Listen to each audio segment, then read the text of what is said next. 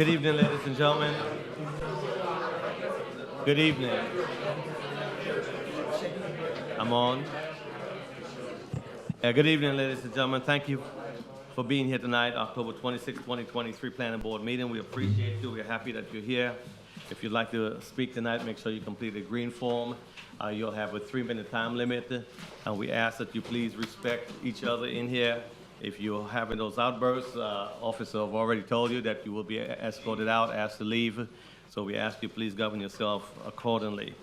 We do have a lot to discuss. A lot of folks would like to speak and be heard, and we want to be respectful to all of you. May we have a roll call, please?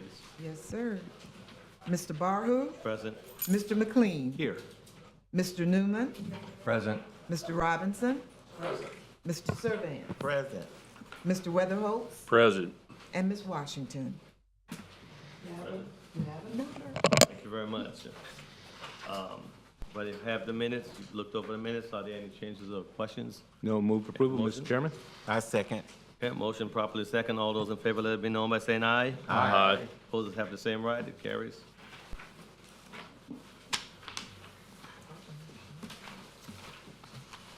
Ms. Washington, can you read item number 4, please? Item number 4, Silver Beach Condo Hotel, Planned Development, Redevelopment, PDRD, Rezoning, DEV 2022-155, quasi judicial hearing. May we hear from staff, please? All right, Hannah Ward. Mr. Chair, I just note that this is a continued hearing Correct. from the June 1st, 2023 hearing. That the evidence that was presented at that hearing should be considered by this board in addition to the evidence that will be presented here tonight in making its recommendation to the City Commission. Staff is intending to present abbreviated presentation just to go over the changes that have been made since the initial presentation that was made back in June. Okay, thank you very much. Now may we hear from staff? As I understand, the minutes have been provided to the board from the previous meeting. Okay. All right, so I'm Hannah Ward, Senior Planner, City. This is a request by Rob Merrill with Cobb Cole, and it's on behalf of Daytona Atlantic Development LLC, and it's to rezone 2.66 acres of land from the tourist accommodations zoning district, the T1 zoning district, to the planned development redevelopment zoning district to allow for a 25-story condo hotel with the potential for a restaurant and or a bar or lounge use that would be open to the public. So as David Russell stated, the item was continued from the June 1st, 2023 and July 27th, 2023 planning board meetings. And a summary of the changes has been provided to you all. They have reduced the room count from the previous request from 300 rooms to 270 rooms. They've also reduced the building height from the previous request to from 27 stories or 350 feet to a maximum height of 265 feet or 25 stories. They've expanded the side yard setbacks for the project from 20 feet for the south side of the project and 40 feet for the north side of the project to a 60-foot setback on both sides. And they've eliminated the LDC modifications that were requested for the stacking lane distance for parking lot entrances, all of the landscaping modifications that were requested, and the increase to the maximum square footage permitted for accessory uses. So as you can see here, I provided an aerial view of the project just to remind you of the location. It's located at 1201 South Atlantic Avenue, and then it's at the corner of Silver Beach and Atlantic Avenue. Just to summarize the request, they're requesting to develop a condo hotel use, which would be a condominium form of ownership. Individual units would be maintained and owned by separate entities and would contain full kitchens, but this would function as a tourist accommodations use, just like a hotel. As I stated previously, they're proposing a maximum of 270 units, and no permanent residential uses will be permitted as part of this project. The maximum structure height is 265 feet, and they are requesting accessory uses that may include a restaurant or a bar lounge use. So I just want to go over the revised development plan for you all. As you can see here, I've outlined the building footprint in red and the amenities proposed at the rear of the property facing the beach. We have the open space, the green area surrounding the project. And then I wanted to identify the circulation pattern through the site. So there is a portion of the structure where you'd be able to go through and around, and that's a part of their valet operations. And then there's also a separate area that shows some tandem parking. There's one primary access point that will provide ingress and egress to the development. And they're proposing one monument sign, as shown in the location circled. So the accessory uses proposed as part of the development will be compliant with the Land Development Code, which allows for a maximum of 6 square feet for accessory uses for every hotel unit. They have requested to advertise the accessory uses on hotel signage, and they have specifically identified that they will be restricting sound amplification on the rooftop of the structure. With regard to the revised building design, they propose to comply with the T1 site design and architectural standards for oceanfront hotel developments, as well as the city's exterior color and design standards for major city thoroughfares. Parking associated with the development will be valet only. It will be structured, so there will be, I believe it's 5 floors of structured parking, as well as some surface level parking that was identified underneath the building, as well as in some open air surface level areas. The applicant proposes to comply with the T1 site design standards for oceanfront hotel developments, which have specific landscaping requirements associated with them, as well as any of the other landscape requirements in the Land Development Code. And the applicant has requested one modification to this project, which would be to allow for a 60-foot setback, which would otherwise require an 87.5-foot setback per the Land Development Code. And signage for this development is proposed to comply with the Land Development Code. So as you can see here, this is the west elevation of the structure. This would be a view, kind of like a bird's eye view from Atlantic Avenue, and then from the Atlantic Ocean Beach, where you can see the pool amenities. And you can see the levels of structured parking. So provided the Land Development Code modifications are accepted, staff recommends approval to rezone 2.66 acres from T1 to Plan Development Redevelopment to allow for a 25-story condo hotel with the potential for a restaurant and bar lounge uses that could be open to the public.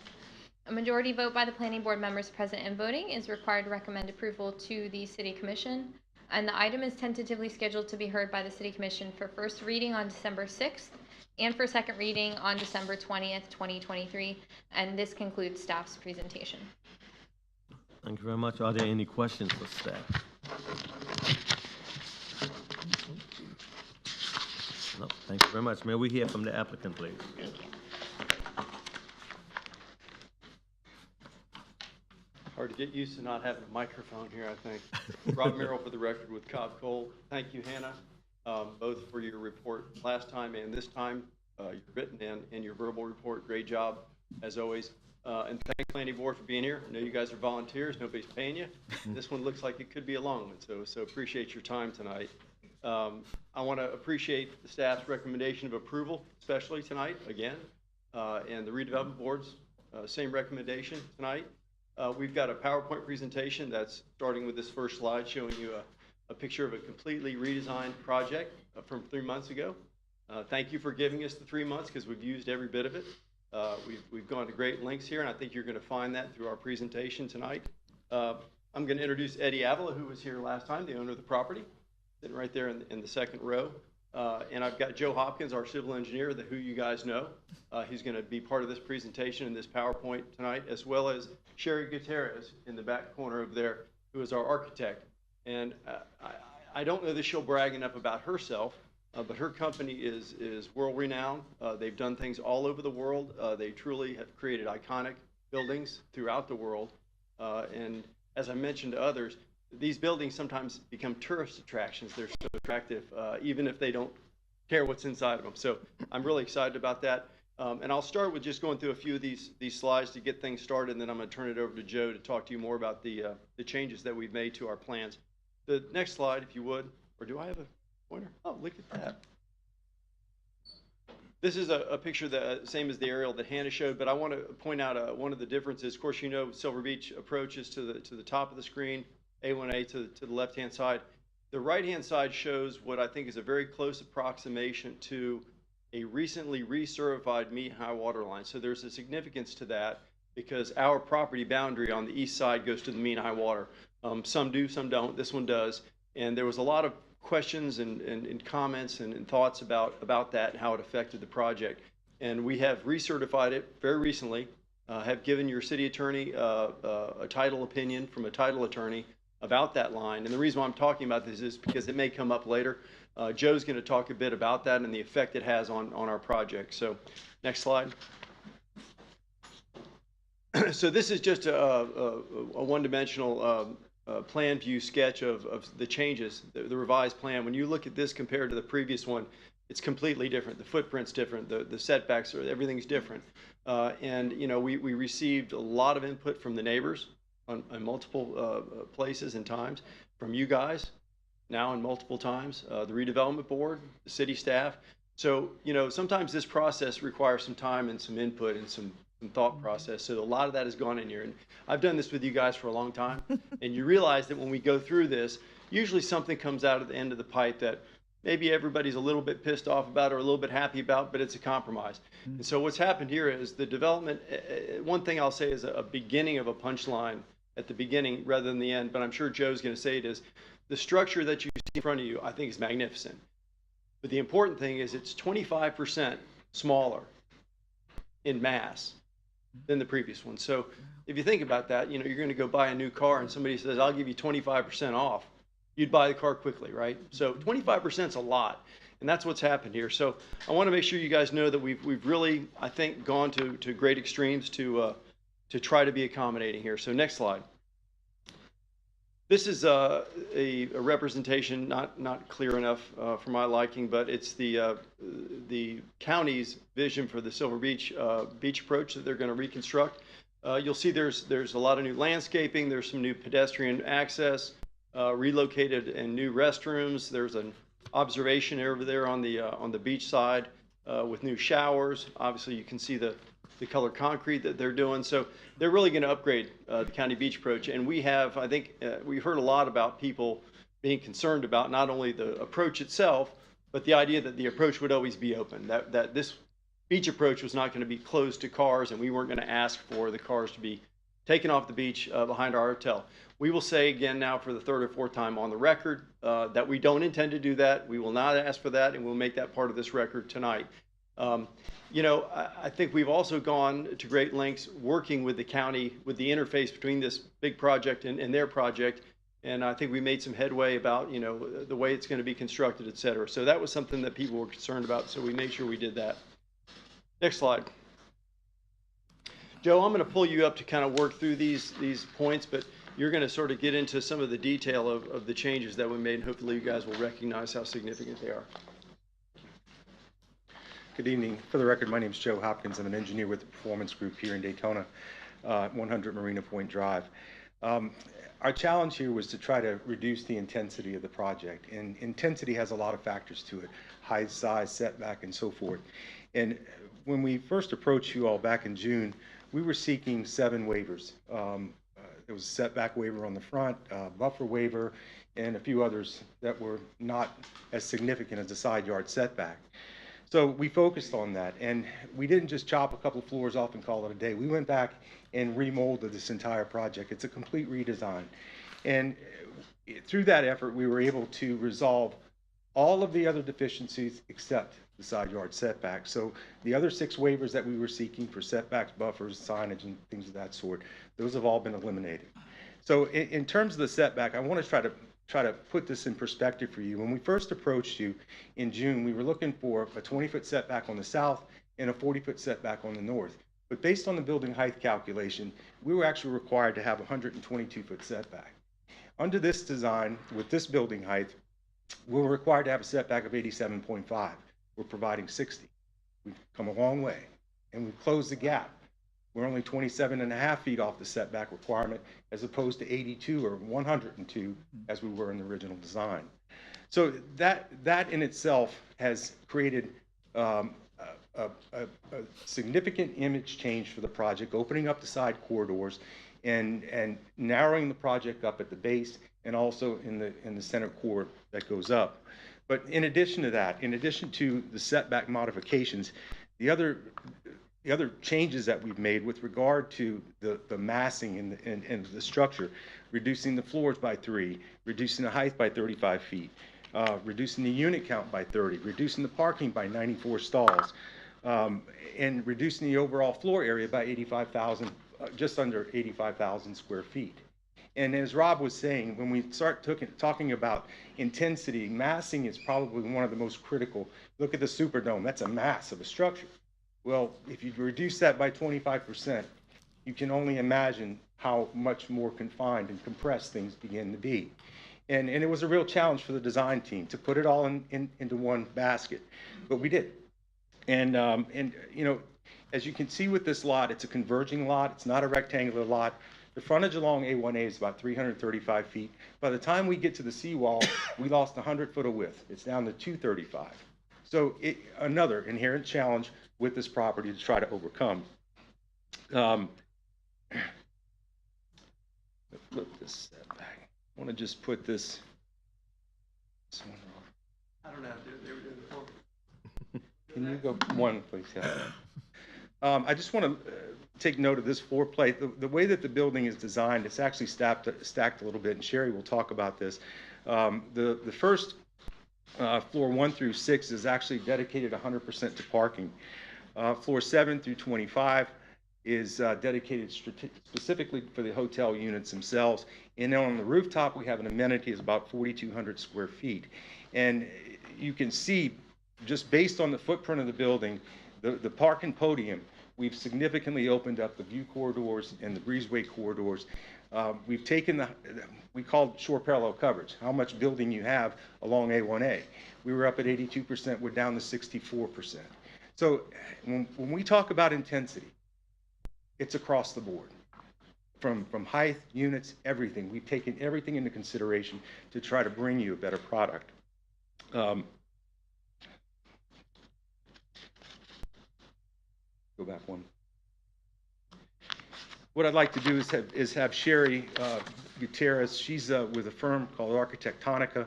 They're an internationally recognized firm. There's offices in New York, Los Angeles, Paris, Hong Kong, you name it, they've got them. But she's the director of the Miami office, and she's a skilled architect, graduate of Tulane University, my hometown. And I'd like to bring her up to talk about the architect.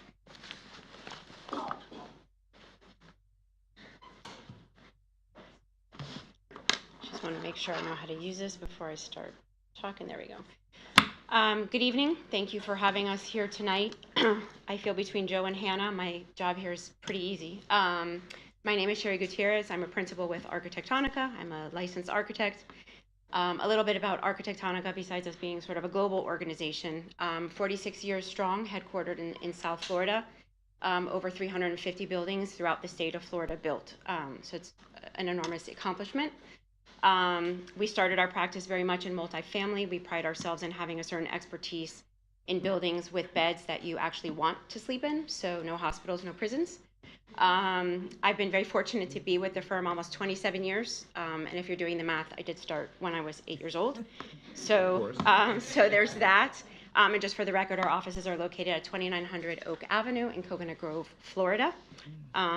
We're here tonight to talk about the significant revisions that we've made to the plan, and hope that we'll be seen as making sort of a lot of compromise and coming a long way to go ahead and get our project approved. I'd like to start at the ground floor, if you will, and just kind of walk you through the building as a whole and how it functions. So we have only one access point to the site, as Hannah mentioned. It's located as far south as possible in order to avoid any conflicts with Silver Beach Avenue. From that main entry point, you can continue north or make a left on plan to our residential or our guest drop-off area, if you will.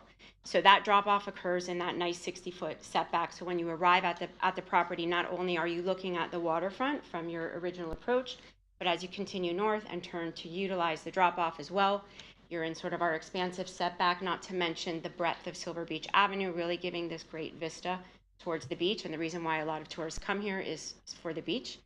From that drop-off, you enter into the building, into the lobby of the building. You can access our restaurant area as well as the elevator court.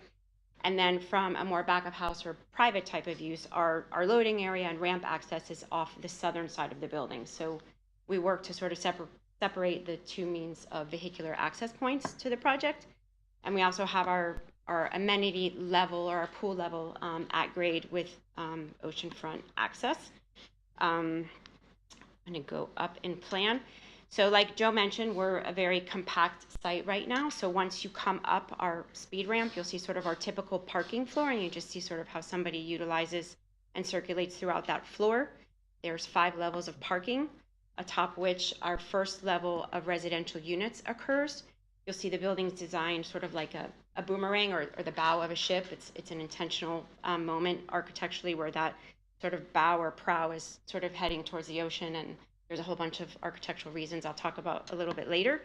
The majority of the units face east to the ocean front, and the west-facing units to the water or to the river, excuse me. And then you see all the way to the right in yellow our amenity level, which are amenities just for the users of the building. There'll be a party room, a lounge area, a clubhouse, a fitness center, those types of things, and it affords the users to have sort of that sunrise sunset experience.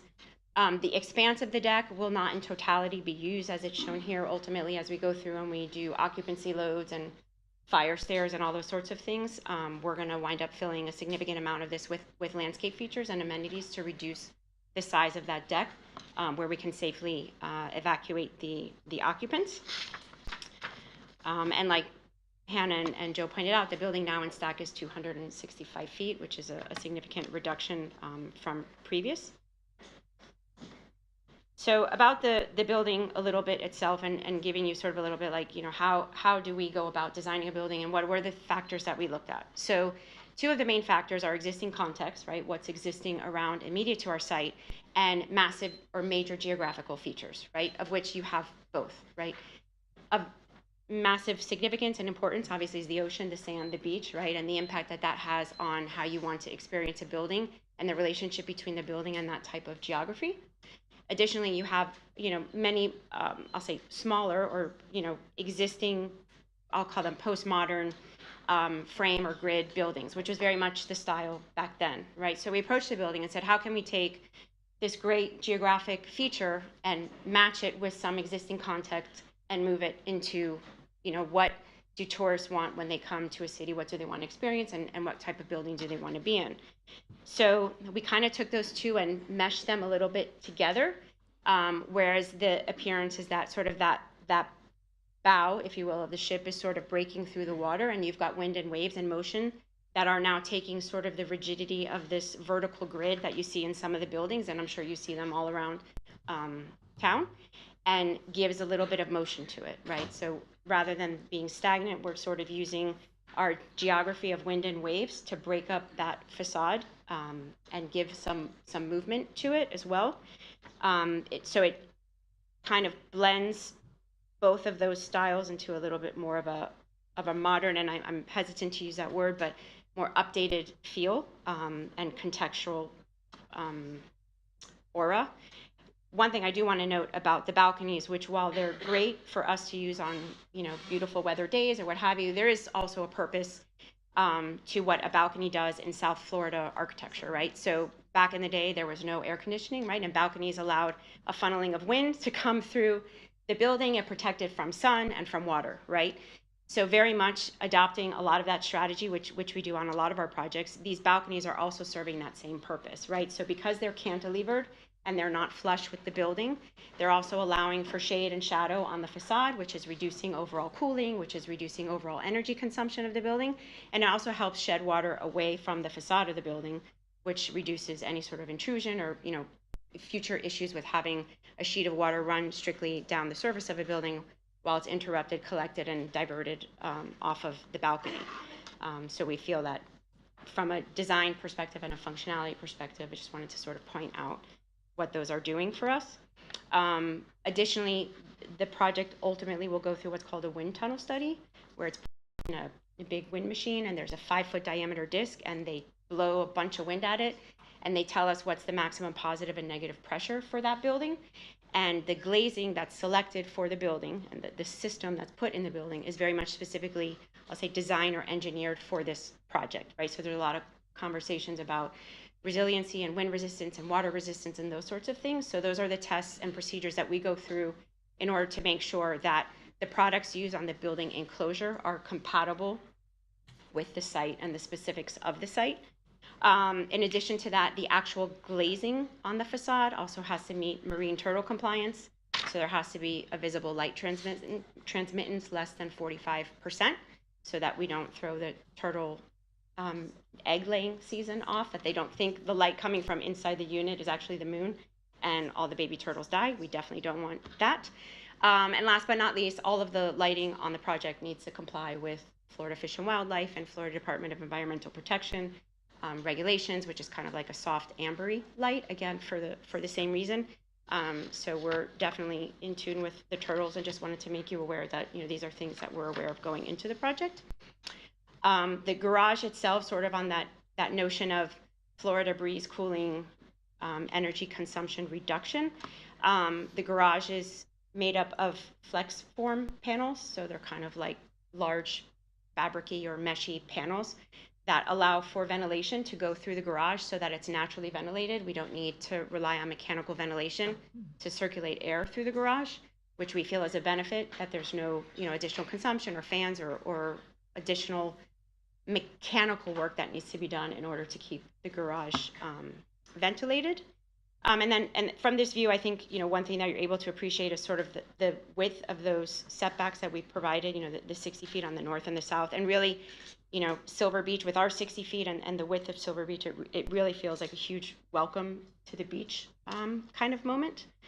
As I walk through, this is just another vantage point of the building. And again, you know, similar aspects. One thing that we just wanted to point out here is sort of the intent and intention of all the landscaping along A1A, right, to make that a very nice pedestrian experience where you're not walking by a driveway or a bunch of cars or a bunch of mechanical spaces. And we do have a significant setback where we're able to accomplish that look and that feel.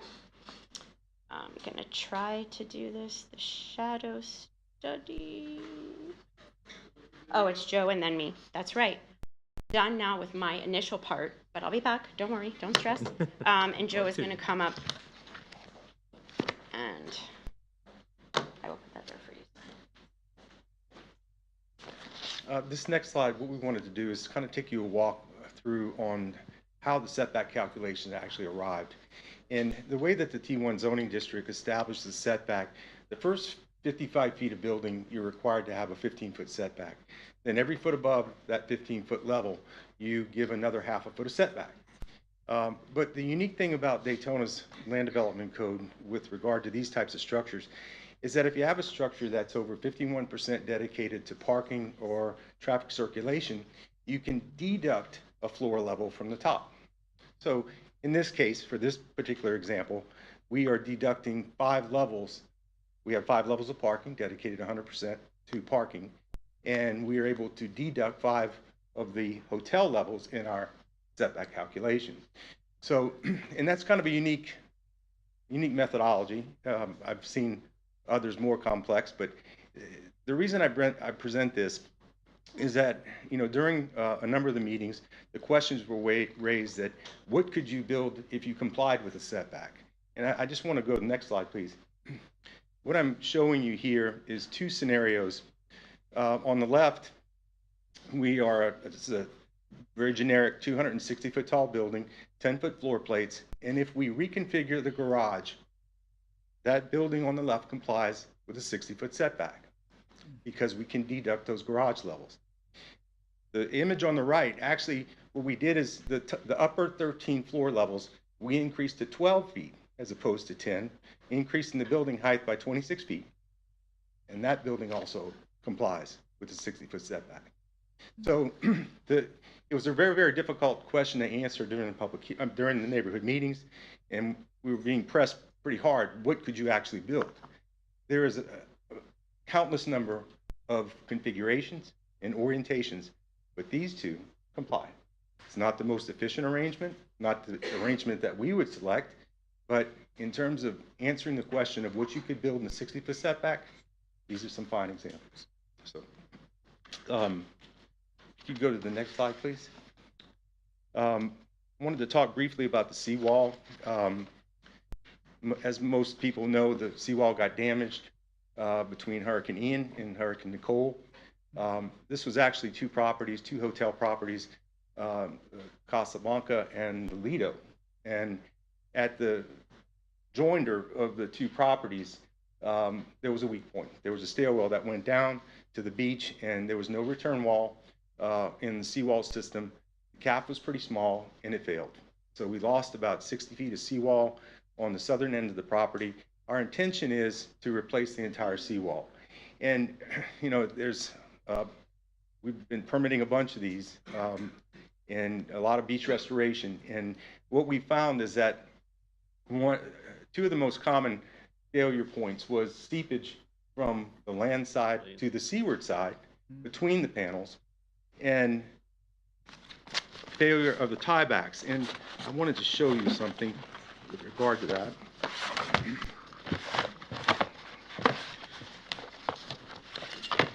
When we have a seawall and we have a landmass on the back side, the landmass actually supports the wall from deflecting.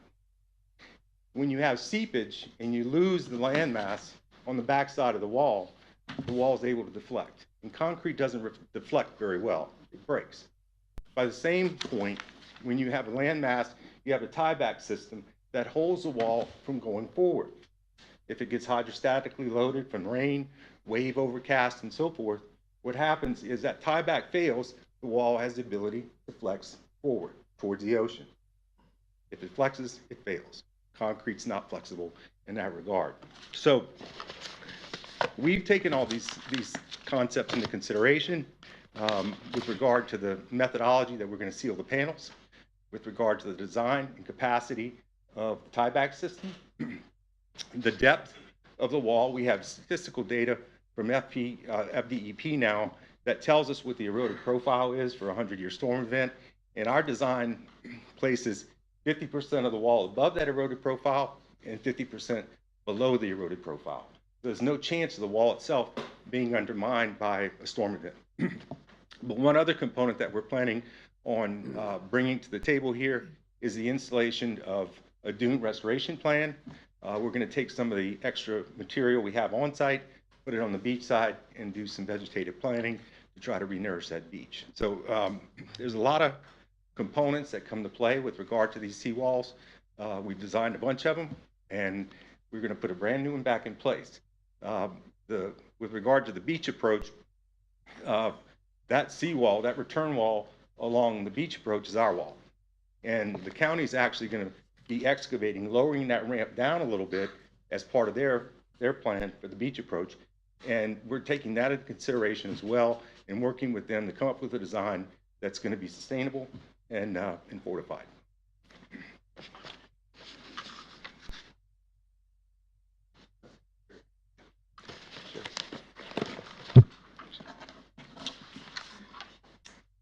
Okay, so this is what I meant to do last time, or I thought I was doing, is talk a little bit about the shadow study for the building. There were some, I'll call them still images that were presented at the neighborhood meeting, and I think that there was some consternation about shadows and how do they work and what is this looking and what are we presenting, because we just kind of did a few snapshots throughout the day. Not exactly sure how to play. There we go. Thank you. So what you're seeing here is an actual simulation of the sun throughout the day. So it's a program that takes historical data from the Farmer's Almanac and plugs in the latitude and longitude of the site. We put in the model of the building, as you've seen modeled in all of the images that we've showed before, and it simulates on the particular day of the year that we tell it to what the sun is going to do, right? You'll notice that throughout the entirety of the day, though we showed still images, and I know that this goes without saying, but I'm going to say it anyway, the shadows move throughout the day, right? So nothing is stationary, nothing is plugged up for hours and hours and hours on the day. And you know, as you can see through the different times of the day, how the building interacts with the surrounds, the beach, and what have you. So we prepared this as additional information to support the previous shadow study, that those aren't just sort of stagnant images, and to show how the shadow is moving and interacting with the site. So we just wanted to bring that up to everyone's attention and present that to the board and to the public this evening. And I believe, Joe, you're back. Okay, now I'm leaving for real. Don't go anywhere. Joe, before you get started, let me just ask you a question about your presentation last time you were up here. You used a proposed height of 260 feet. We have in our staff reports 265. Am I getting an extra 5 feet from you?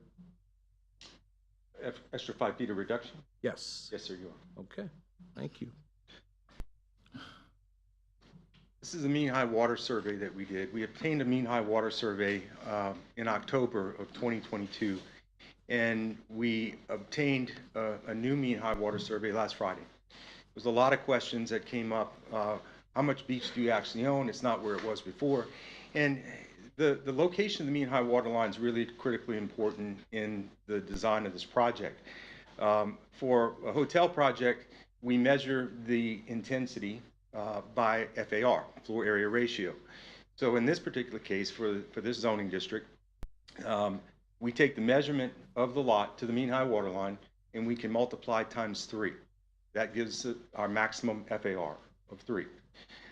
So what I knew there was some accretion that occurred after October, but then the storms a month or so ago kind of swept it out again. And that's a natural process. The mean high water line is a line that varies. It adjusts back and forth. It moves, constantly moving. If we surveyed it today, it would be different from where it is right now. But in terms of the calculations, we originally had 2.667 acres of land. We currently have about 2.24. We lost about 0.42 acres of land to the sea. And that will come back again, as it always has done. But what that does is that 0.42 acres of land that we lost, from being at an FAR 2.4, we're now at an FAR 2.9. Still under the FAR 3 threshold, but we got a little, because of the loss of land, we're actually a little bit higher FAR ratio now. I don't know if there's any questions with regard to that. Ownership, I think Rob covered. It's very, very clear that we do have ownership to the mean high water line. But one other thing I wanted to mention, it's come up in some of the previous meetings. There's been discussion about the critically eroded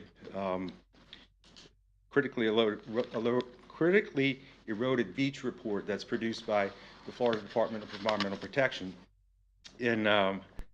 Back in, I think it was in 1986, if I'm not mistaken, FDEP sponsored this program to evaluate the beaches in 825 miles of beaches across the state of Florida to try to quantify what beaches are eroded. And what they take into consideration is habitat, usability, recreation. All of these things come into play on how they designate a beach critically eroded. There is a lot of beaches that meet that designation, Volusia County being one of them. But the companion process with the critically eroded beach report is the Strategic Beach Management Plan, which is also sponsored by FDEP. And what it does is it evaluates a strategic plan to restore that beach. And for the segment, our segment, which is a segment from Ormond Beach to Wilbur by the Sea, in 2004, the United States Army Corps of Engineers was working with Volusia County to initiate a feasibility study for beach renourishment. The county elected to not pursue that.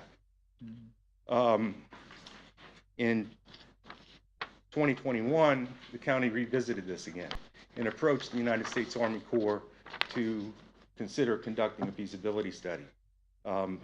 Working with the Corps is a long, lengthy process. Now with the damage from Ian and Nicole, the impetus for restoring the beach is at an all-time high. But the important thing with the Strategic Beach Management Plan, the county's back to the table. Resolution of erosion on the beach is not a single property owner's responsibility. It can't be done by one property alone. It's got to be a community-wide effort that stretches for miles and miles and miles if you can afford it. But going back to the Strategic Beach Management Plan, this is their recommendation for our segment of Volusia County. They say to conduct a feasibility study, design a beach restoration program, perform dune restoration, see what a vegetation line, and monitor your progress. So I think what we should do is push on the county to get that study done so we can get some federal funds and get this beach renourished. In my lifetime here, over the last 35 years, it's never been renourished. Not one time.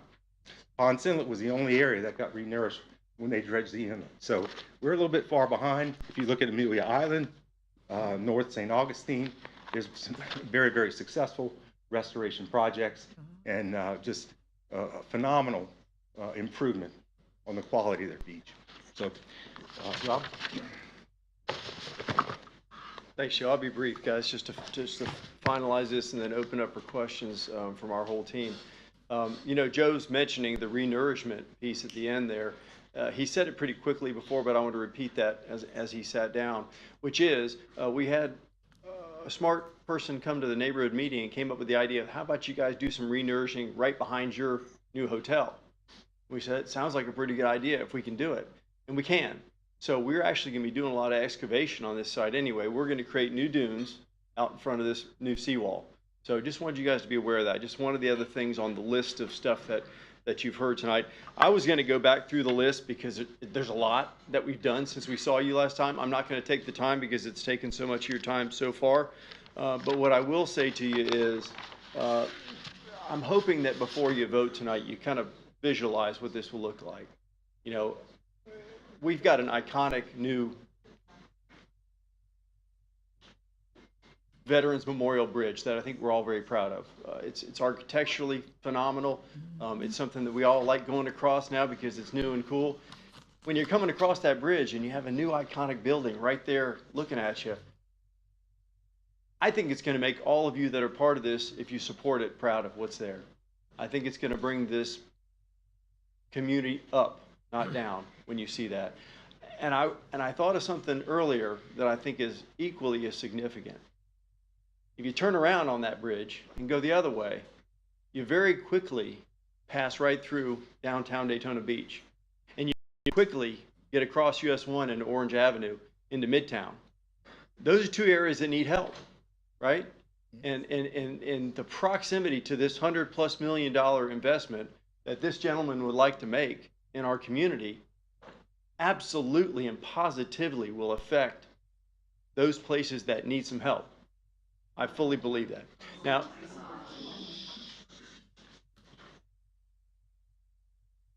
so one more thing I'll say, and then I'll sit down. And I would like to open up, because typically in your process, you ask questions of the applicant before you open it to the public hearing. We're here. We have several folks that can answer your questions if you have any.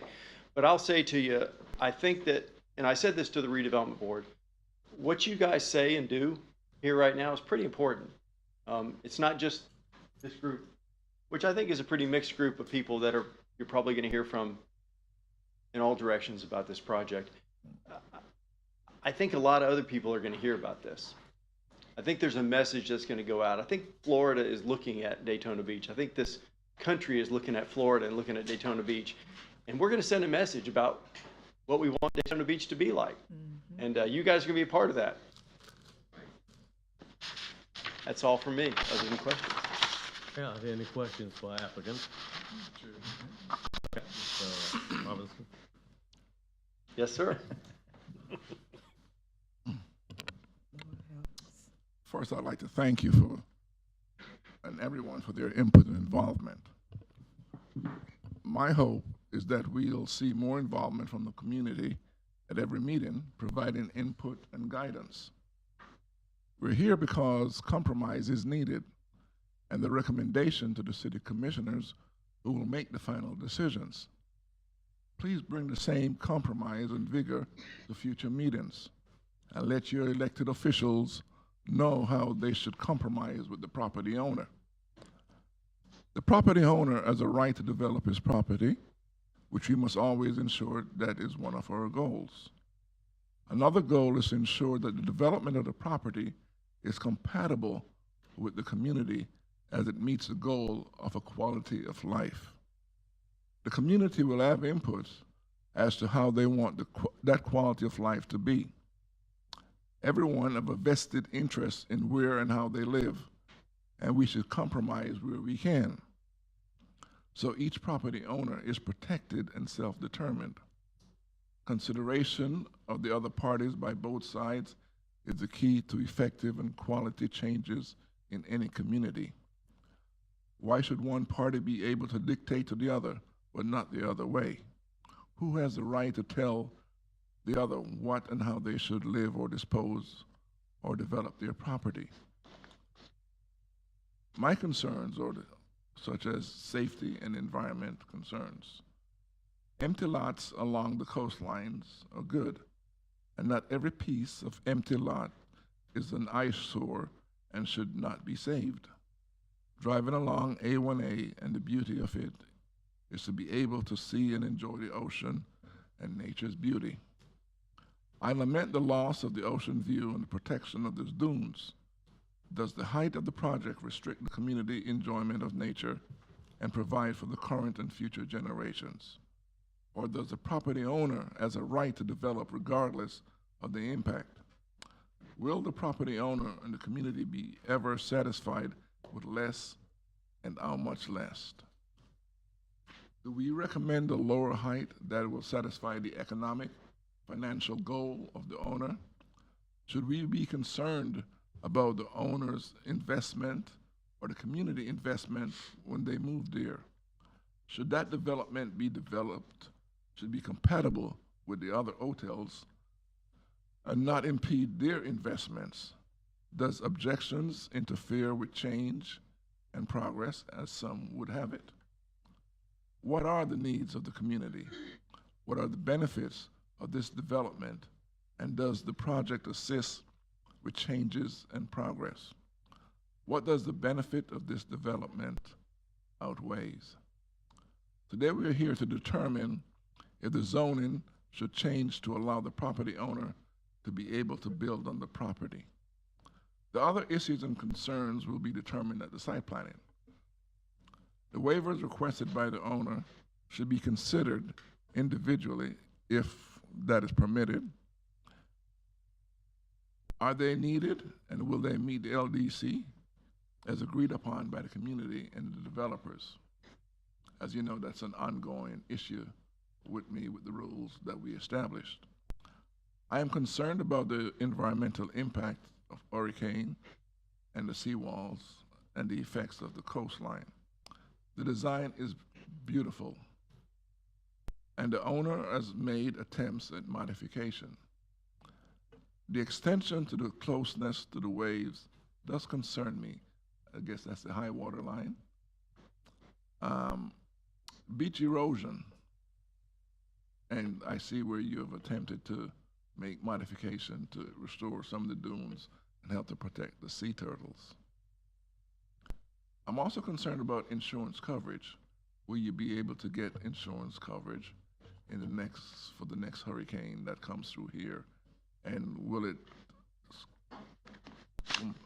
does so much damage that we're not able to restore it, and it becomes opposite of what you wanted?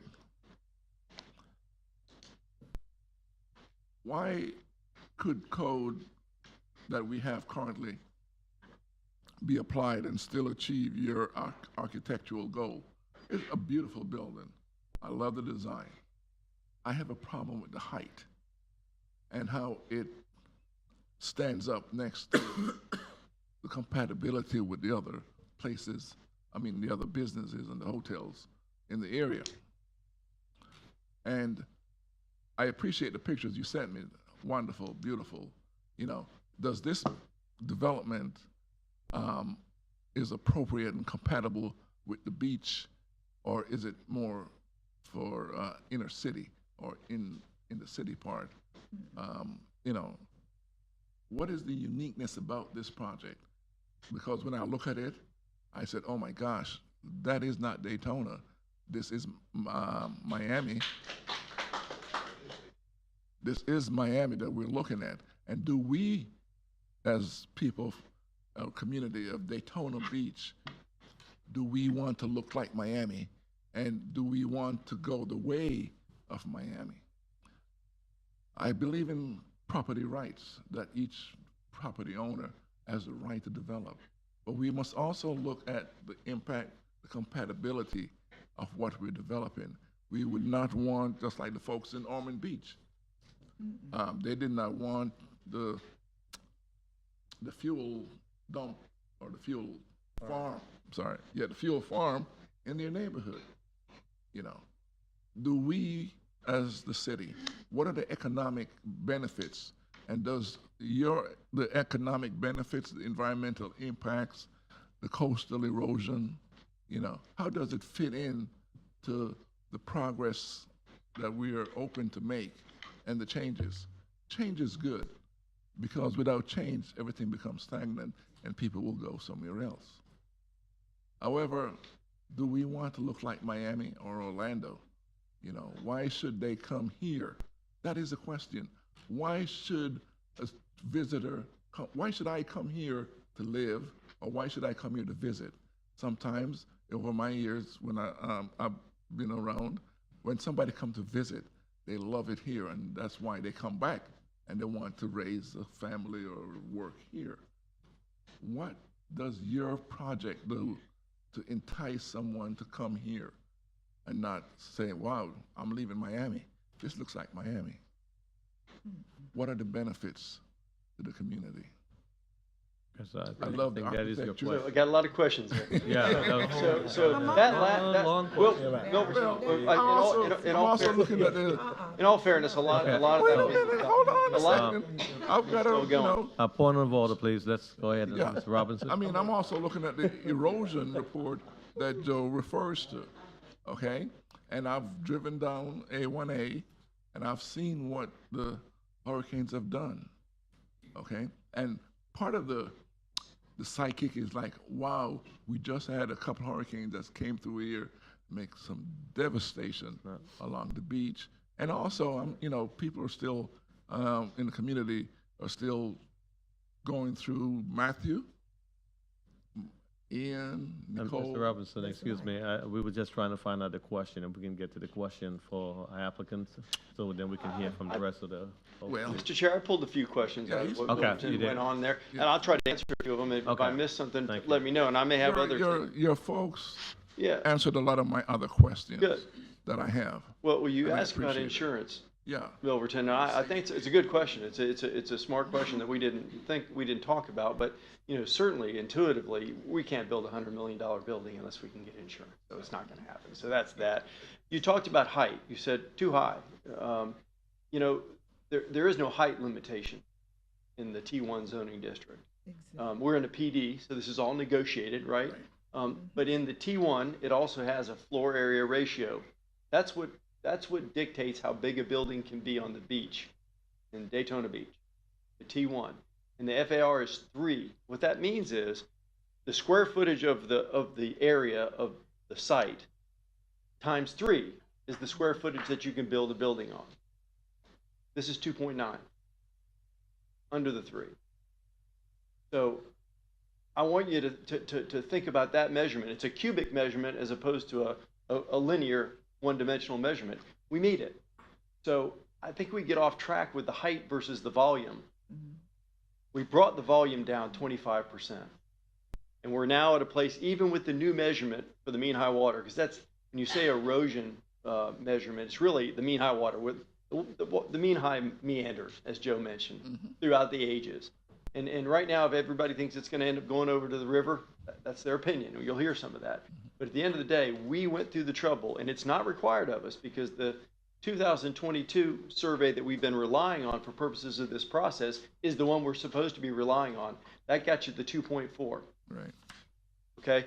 So compatibility, a lot to be said about compatibility, right? You know who the authority is? Where's Hannah? There she is. She's your professional authority on compatibility. And if you read through the staff report, the reason why she's given you, she and her, all of her staff, And she does an excellent job. excellent, The reason why they've reached the conclusion to recommend approval is because they believe it is compatible and it's appropriate on this beach. So that's the answer I have for that, and I'll let them answer further if they like. Any other questions I while have we're all one. here? Sure, Jamie. Okay. This is just for clarification, but the median high tide line is not where you're building out to. It's just considered in the, for example, for floor area ratio. Correct. But you're not putting your seawall out that far. You're not Absolutely. building on. So the line that you saw that was dashed is the seawall line. It's going to stay in this place. Right. Okay. I just wanted clarification on that. Yep. Thank you. Okay, thank you. Anything else for our applicant? Okay. All right, thanks. By the way, just as a matter of procedure, David, I think the normal procedure is when we're done with the public hearing, I get to come up and answer any questions. The applicant has the burden of proof, and so the applicant would have the last word. Yeah, thanks. Okay. Thank you. Okay. Again, just want to remind you, we have, well, not several, but a whole group of people that would like to speak, and we want to respect each and every one of you. We do ask you to please remember to be quiet or just keep your applause or whatever to yourself. Want to respect all speakers this evening. You'll have 3 minutes. There'll be a 3-minute timer per person. When the timer goes off, you need to please step away from the mic and take your seat if you so choose to. First one, Mr. Johnny McGill, and then Mr. John Nicholson will be followed. When you come, please make sure you state your name and address for record. Thank you, sir. We do appreciate you being here. And I appreciate you all being here and giving us an opportunity to speak. My name is Johnny McGill. I reside at 122 Southwind Drive in Ormond Beach, Florida. I'm a local business owner. I own a business that does photography and videography here in town. Some of my business is directly derived from people that come here to visit, whether it's directly employing me or whether it's through some of the clients that I work with, being museums, cultural centers, things like that as well. So I also sit on the HA board, and I in no way, shape, or form speak for them. However, anytime I can find something that would give people a reason and an opportunity to come to the town and find a place to stay, I will tell you there's a lot of events that we have, and we're always looking for the ability to put more heads in beds. I really love the fact this would be a mixed use where you have the condo-tel type part of this. And again, there's a lot smarter minds in here that are going to tell you about the way this is going to be built. There's a lot smarter minds that are going to tell you about how the dunes are going to be constructed and how the sea turtles are not going to be affected by any of this. That's not why I'm here. I'm just here to tell you that I think something like this would be a beautiful piece of our ocean front. I think it's something that people will enjoy. I think it's something that adds to the allure of this area. And again, it gives us more beds. And I'll tell you one other thing for me. When we first moved here 8 years ago, there are a lot of things that were not here in this town that I am extremely proud of now. The Riverfront Esplanade didn't exist 8 years ago. Brown & Brown's new facility didn't exist 8 years ago. One Daytona did not exist 8 years ago. The Veterans Bridge was in sore need of being replaced. That didn't happen until recently. What I'm trying to say here is we have an opportunity to be forward thinking and make a decision that will affect how people see our area. Do they think of Daytona Beach as blighted, or do they think of Daytona Beach as a beautiful alternative to Miami? We may have some buildings that are echoing in that level of quality and level of design as them, but I still feel putting something like this will still give us an ability to retain our own heritage and our own community, but still put us on the map with beautiful designs that can be recognized worldwide at a glance. Thank you. Thank you so much. We have Mr. John Nicholson. Again, I'll say it one more time. Please hold your applause and keep all that to yourself. Let's respect all our speakers tonight. If not, we'll have to ask you to leave the building or at least exit this room. Mr. John Nicholson and Mr. Mike Dennis is up after. John Nicholson, 413 North Grandview Avenue. This is the fourth time in the last 40 years the same thing has popped up. 40 years ago, there was a place called the Marriott that was going in right down the street from my house, and the neighbors went up and said it's going to destroy Daytona Beach. It's not what we want in our town. 10 years later, the Wyndham Ocean Walk went in. We don't want them. The merchant said we don't want those kind of people here. We want hotel rooms to subsidize our businesses. And when we had the recession, they thanked God that those timeshares were there because those are the only people that came into town. We went through this, the Sheridan. We were going to build a Sheridan right there. Some of you remember. Opposition. They didn't want the Sheridan. The Swimming Hall of Fame was coming up with 3 buildings. Opposition. We turned them down. There's a beautiful building going up on the river, right there on ISB as you come over. Opposition. We tore them down. All right? We can't constantly say, we don't want you, we don't want you, we don't want you, which is what we're doing. There's 3 buildings coming. You just okayed one at Bel Air Plaza. There's going to be coming one across from Steve's Diner. They don't want it there either. You've heard of NIMBY, not in my backyard. 20 years ago, we had meetings. We had either what we have in front of my house, which is building with 15 feet between you. So for 3 blocks, we have 15 feet. Bel Air Plaza, block. We said, we don't want that. We want tall and narrow. All right? And you got Island Crown, you got Mediterranean. So when you come over to the bridge, you see all this open space. I didn't like the original design because I thought it was too much. This, when you look at it, is tall and narrow. When you saw the shadow on the beach, it was no wider than the other buildings. When that shadow hit the beach, it may have gone out further into the ocean because it was taller, but it was not any wider. Now, when I look across from my house, I have 25, 27, 28, and I'll have a 32. And right in the middle is a 13-story building, the old Holiday Inn. If you all think about it, when you go over the bridge, look downtown, beachside, and that little tiny squatty building. That's 60, 70 years ago. And that's what people here are saying. We want to go back 70 years. We cannot go back 70 years. Times have changed. We cannot have those little tiny motels anymore. They're not functioning. We need volume. We lost 17 hotels in 2004. We need to replace them. Mr. Mike Dennis? My name's Mike Dennis. I live at 177 Blue Heron Lake Circle, Ormond Beach, Florida. And I'm agreeing with you on a lot of this stuff. Just drive down A1A and look at the empty lots on the east side. Or better yet, pull up Google Map and look at the aerial view. There's empty spots. I would like to see something other than that. I'm a long-term resident going back to 1957 when mom and pop hotels filled with families and occasionally race cars, because I'd go ride my bike and peek in them.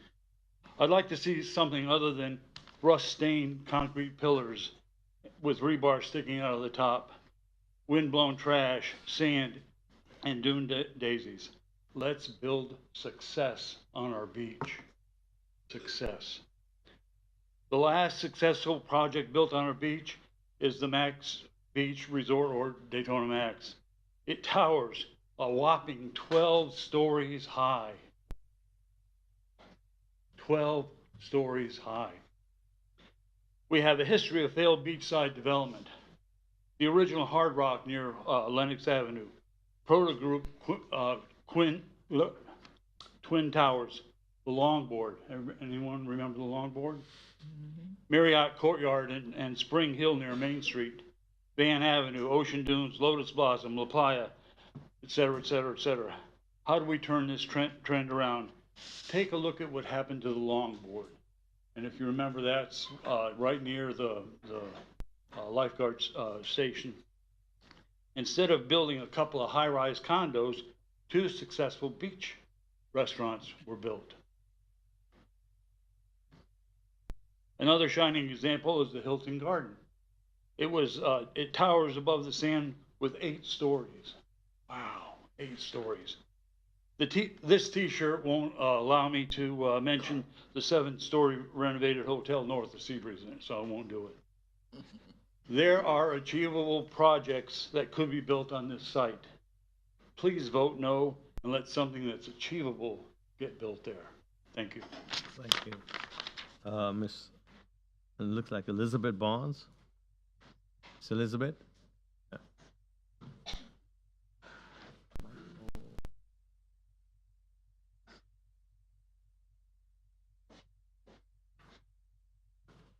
Hi, thank you so much. I am Elizabeth Barnes. I'm at 1229 Ruger Place, so I'm right across the street from the property in question. I'm an investor in this community just like you guys are. My kids attend Campbell Middle School and Mainland High School. Again, I live and work here, and I'm here partly because I've got, I'm here for the reasons you are. I had the opportunity to work with Cobb and Cole and their clients on a planned commercial development project years ago, the Sunoco, on the corner of Silver Beach and A1A. And I'll thank the planning board members again for being thoughtful partners in that successful negotiation. Because at that point, you guys helped make a really wonderful compromise.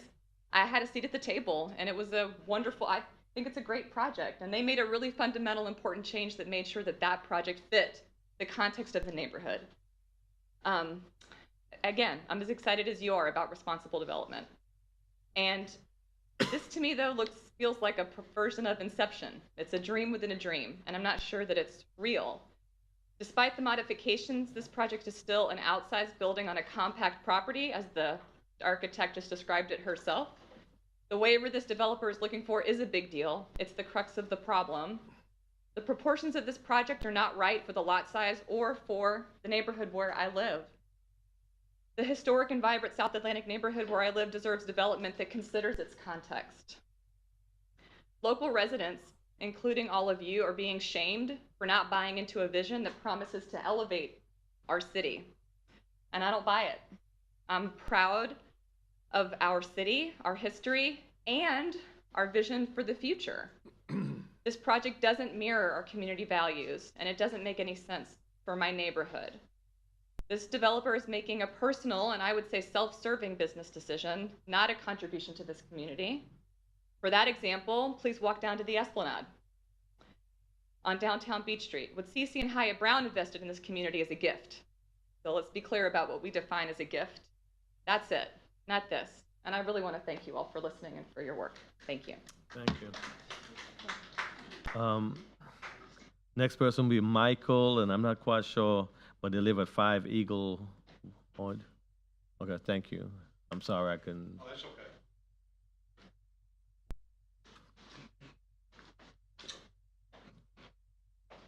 Thank you for allowing me the opportunity to speak. I'm a new citizen. I moved here to Ormond Beach in 2018. If you just state your name and address, please. Thank you. Yeah, I sent all y'all an email today. I had my staff pull some reports and all from different cities that's in the same area on the beaches up and down the East Coast. But redeveloping in cities like this right here are one of the most important things that you can do for a city. And when you look at things that are happening here in Daytona Beach and projects getting passed over and things not happening, it's not going to help people like this gentleman that wants to invest money in our community. It's kind of like last night when you heard Mike Johnson take the Speaker House. He said, are we open for business or are we closed? You're either going to be open for business and you're going to send a sign out to people that say, hey, we want you to put money in our city and bring jobs to our city and do stuff. Because at a certain point, people are going to say, I'm not going to spend the money. But as I was a new citizen in Jacksonville, I worked with people like Tommy Azuri, or I worked with Ed Austin, or I worked with Delaney, or I worked with Peyton. And we took out tolls up there. We built hotels. We redeveloped Riverside. I had the privilege of talking to Kathy today. We're either here to try to grow our city, have people that will make development into it. Think of all the money that you spend outside this city. But you've got a gentleman that's willing to spend $100 million and come to your city and do it. He could do that anywhere, and everybody's looking at him like you're doing something wrong, or I heard a lady just say a few minutes ago, he's not doing us a favor. Well, go find somebody that'll spend $100 million in your city. Tell me how many people you'd have to go do it. I remember one of the biggest things that John Payton did is he was spearheaded to bring 81 businesses to Jacksonville. Jacksonville had a population of less than what you had when I moved to it, and look how it's grown. Now, you can either stand by and let other people take in these gifts, or you can pass on them, and then somebody's going to have to wake up and say, hey, I don't want to be here anymore. But thank you for your time. Thank you. Thank you, Mike. Sir, could you state your name and address for the record?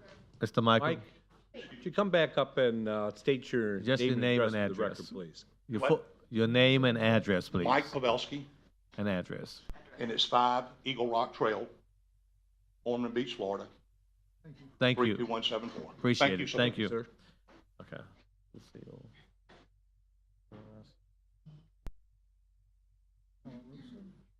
Okay, Miss Lucille Colarusso, I believe, and please forgive me. Lucille. Caden Schaefer. And then Caden Schaefer will be next. Again, when you come, please make sure you state your name and address for our records. Hi, Hi. I'm Lucy Colarusso, and I live at 357 Hartford Avenue. Thank you. And they're repairing the seawall at the end of my road right now. So in the morning, I get to be vibrated by at the kitchen table because it's shaking my house. And I appreciate everything this gentleman said because it's exactly how I feel. I do understand that this man invested money and he has a right to build on his property according to the laws that were instated when he bought the property, not to change it. A 29-story building, really? Yeah, it might be beautiful, but we don't want it here. That's why we're here. That's why we've been here over and over and over again. We don't want this building here. This is our neighborhood, our communities where we can look at the sky and we can enjoy nature. It's not what we want. And that's all I wanted to say. Thank you so much. Caden Chappelle.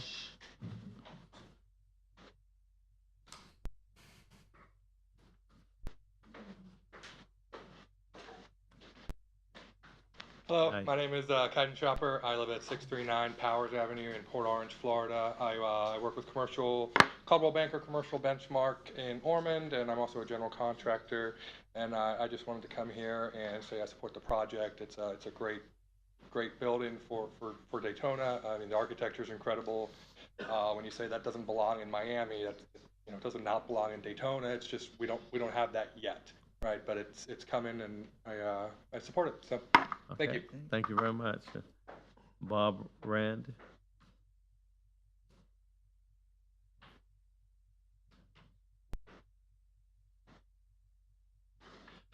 Good evening. My name is Bob Rand. I live at 136 Zaharias Circle in Daytona Beach.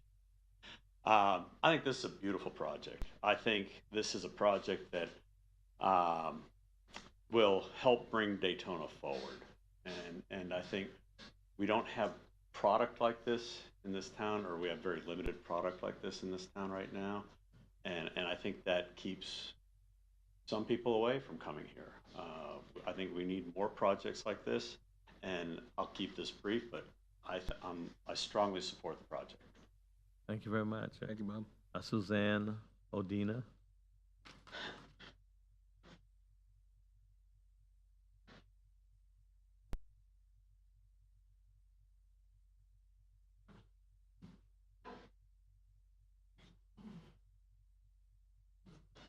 I'm Suzanne Odina. I live at 716 North Wild Olive, Daytona Beach, and I too work at Coldwell Banker Commercial Benchmark. Both sides of this issue are important to me. I'm a realtor. There's, as you saw, members of my office here.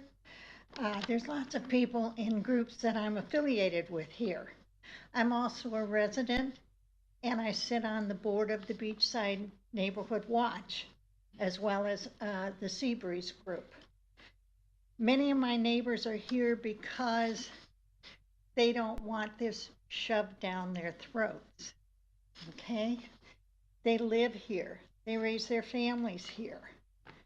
I see the need for development, and I'm often asked, what is Daytona Beach? What does Daytona Beach want to become? Do we want to be Miami or do we want to be Mount Dora? And I'm told neither one. My neighbors have said that they would support gladly 10 to 15 stories. They think 26 stories is too much. In my office, the question is, but does it pencil? will it make money? And my neighbors are of the opinion that their happiness shouldn't depend on whether somebody else can make money off of a development in their backyard. So I see both sides of it. Yes, I do want Daytona to become more than it is. I don't want it to be known for the blight. I see my beach rarely now, unfortunately. A lot of that beach is gone. So I'm not quite sure whether it will come back. Personally, I don't trust the Army Corps of Engineers to right the situation. The owner of the property has been very, very nice. He's been willing to work with us, but again, my neighbors think it's a lovely building. It's just too big. They'd rather see 10 to 15 stories. Thank you. Thank you. Rich Yost.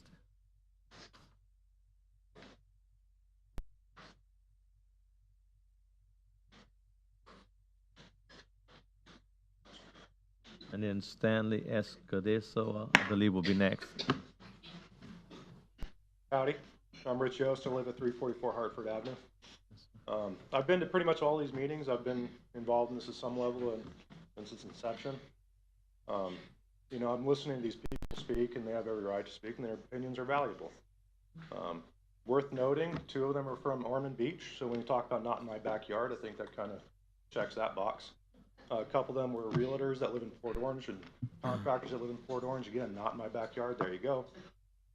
I will say, you know, I appreciate your guys' commitment and wherever he went, Rob. You know, I was the guy that said you guys should put sand dunes in front of your seawalls. That's going to be the standard for Volusia County at the end of 2024 anyway. Why not get ahead of the game? So I commend him for that. I mean, that's good. But you're hearing these people that are for it. They don't live in the shadow of this thing. They just don't. The people that live in the shadow of this don't want it. I think that's worth something. You know, we're talking about the vibe of the city. We all want it to be better. No one doesn't. But I think it is valuable, and I think it is pertinent and relevant to listen to the people that live here, that live next to that. It is a pretty building. I can't deny that. I love the fact that they incorporated the wave architecture into it. It's much better design. And they have been open to, you know, compromise. But again, like you're hearing, it's just too big. That lot is too small. And as you're going to hear, there's some question as to actual project boundary lines. You know, I asked, you know, as of yesterday, what's the actual project boundary lines? In the presentation, you saw 2 different maps of project boundary lines. Go back and look at them. One went out to the mean high tide line or mean high water line, and the other one went out to basically the seawall. County plat says it's 250 feet. I'm not a land use expert by no means. Maybe they can explain that. I'm happy to hear it. But, you know, again, going back to whether or not this project should be approved, I think the first and foremost consideration isn't money. It's quality of life. And it impacts those that live in the shadow the most. And so their voices should weigh the heaviest on your thoughts. So that's all I have to say. Thank you. Thank you so much, Mr. Stanley. And then Frank Molnar will be next. Thank you, Mr. Chairman, distinguished members of the board. My name is Stan Escudero, and I live at 3034 South Peninsula Drive in Daytona Beach Shores. Mr. Chairman, I was born here in Daytona 81 years ago. I remember how it used to be. Yes. I remember when we raced on a beach that was twice as wide as it is now. And you could build bonfires on the beach at night, take your girlfriend down there and try and convince her to watch the submarine races. Okay. I didn't see very many submarines in my day, but that's my problem. Anyway, a wise Greek philosopher, Heraclitus, once said that you never step in the same river twice, and he was right, because I also remember how the area used to be between Silver Beach and University. When I was young, it was part of the thriving, happy, attractive heart of beachside Daytona Beach. As recently as '62, when I graduated from what was then Daytona Beach Junior College. It was a wonderful area with fine restaurants and so forth, and now it's not. And when I came back from my career abroad, I asked, hey, what the hell? And I was told at that time that in City Hall there was a whole shelf full of studies which had been done about what might be done to improve this problem, but they hadn't been acted upon for a variety of reasons. And I became convinced at that time that it was going to take more than just local government. It was also going to take cooperation between the local governments and the private sector to build this area up. From what I've heard tonight, this Silver Beach Hotel project is exactly that sort of thing. It will create jobs, obviously, temporary and permanent. It will increase your tourist base. It will increase your tax base. But at the same time, it can serve as an anchor for the beginning of the development of this region. It can serve as an example of the kind of cooperation which will be needed for the development of this region through joint activities of government and the private sector. I mean, you only need to look at what Hyatt and C.C. Brown have done, or what Mori and Farouk Hosseini have done, or the Lomans, or the France family. My God, do you think Daytona would be what it is now in terms of what they've done if they hadn't been able to be here and conduct their business activities and make money? Well, the same is true for these folks. They're putting $100 million into this operation at a time when climate change people tell us the whole area is going to be underwater in a generation. I think they should be applauded for their courage. So I hope that you folks will vote in favor of sending this on. And now, Mr. Chairman, I'm diabetic and my blood sugar level is elevated. I mean no disrespect by leaving early, but I need to get some insulin. Yes, sir. Thank you so much. All right, Mr. Frank. And then Mark John will be next. Good evening. Good evening. Appreciate the opportunity to speak before you tonight. My name is Frank Molnar. I reside at 4045 South Atlantic. I also have a home at 2607 South Peninsula Drive, which I moved to in 1977. I know I probably don't look that old, but it's true. For the past 3 decades, I've committed through my personal and business ventures to help better Daytona Beach. I am here tonight to support the Silver Beach Development Project. I sincerely believe this project will be a huge benefit to this community. On our beach side, a major issue we deal with is blight. I don't think anybody in this room tonight would disagree that blight is a detriment to the residents' safety, our quality of life, and a deterrent for visitors. Blight is a magnet for crime. It devalues neighborhoods and home values, reduces tax revenue, and discourages investment in our community. The area this project is proposed to be built is one of the most blighted areas of our beachside.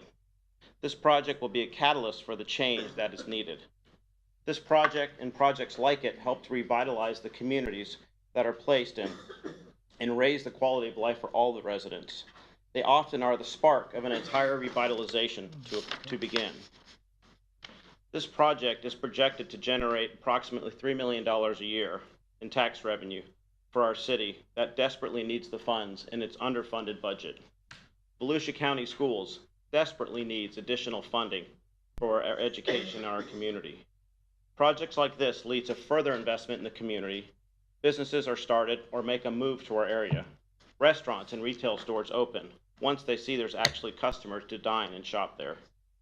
Some residents oppose this project and all development in general because they long for the Florida of the past. I get it. It's easy to feel nostalgic, but the reality is doing nothing will cause our beachside area to continue to decline, not improve. In regards to the height of this project, there is a similar project in South Florida that is currently under construction that's 100 stories tall. There's multiple other projects under construction in Florida that are over 50 stories tall. This project is a fraction of those projects being built around the state and the country. We are fortunate to have a property owner and developer, Mr. Avila's caliber, that's willing to take a step to invest in our community by building one of the most exciting and beautiful projects I've ever seen proposed in Daytona Beach. There are a lot of supporters that live in our community that came out tonight to support this project. Just in case they do not have a chance to speak, I would ask that they just please raise their hands supporting this project to be built in our community, just so you can see a show of hands. I hope that you will this board will unanimously vote in favor of moving Daytona Beach forward and endorsing the building of this project. Thank you so much for your time. Thank you so much. Mr. Mark McDonald, okay. Nathan Sullivan will be following.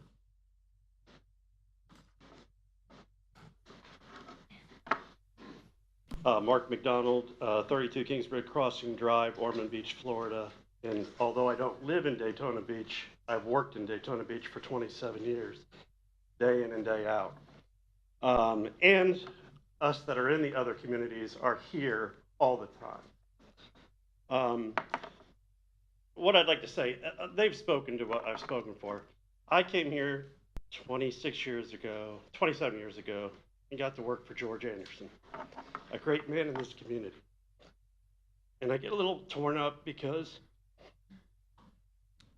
you don't see a George Anderson bridge, you don't see a George Anderson building, you don't see that because he didn't want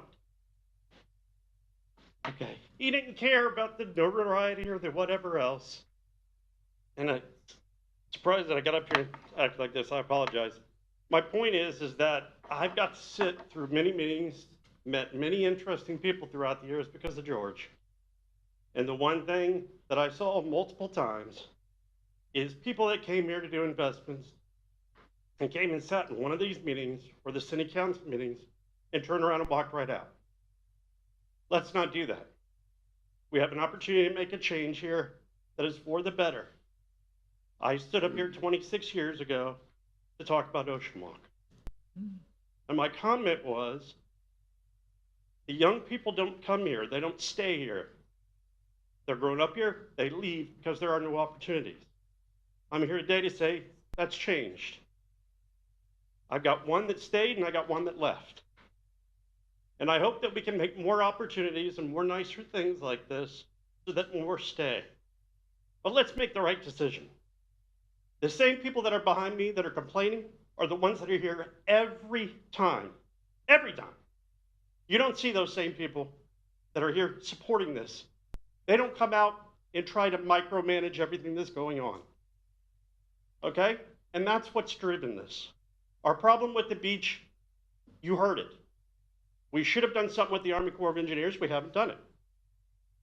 That's a 5-year out pattern to get into their time frame, even get on their radar. Let's do it.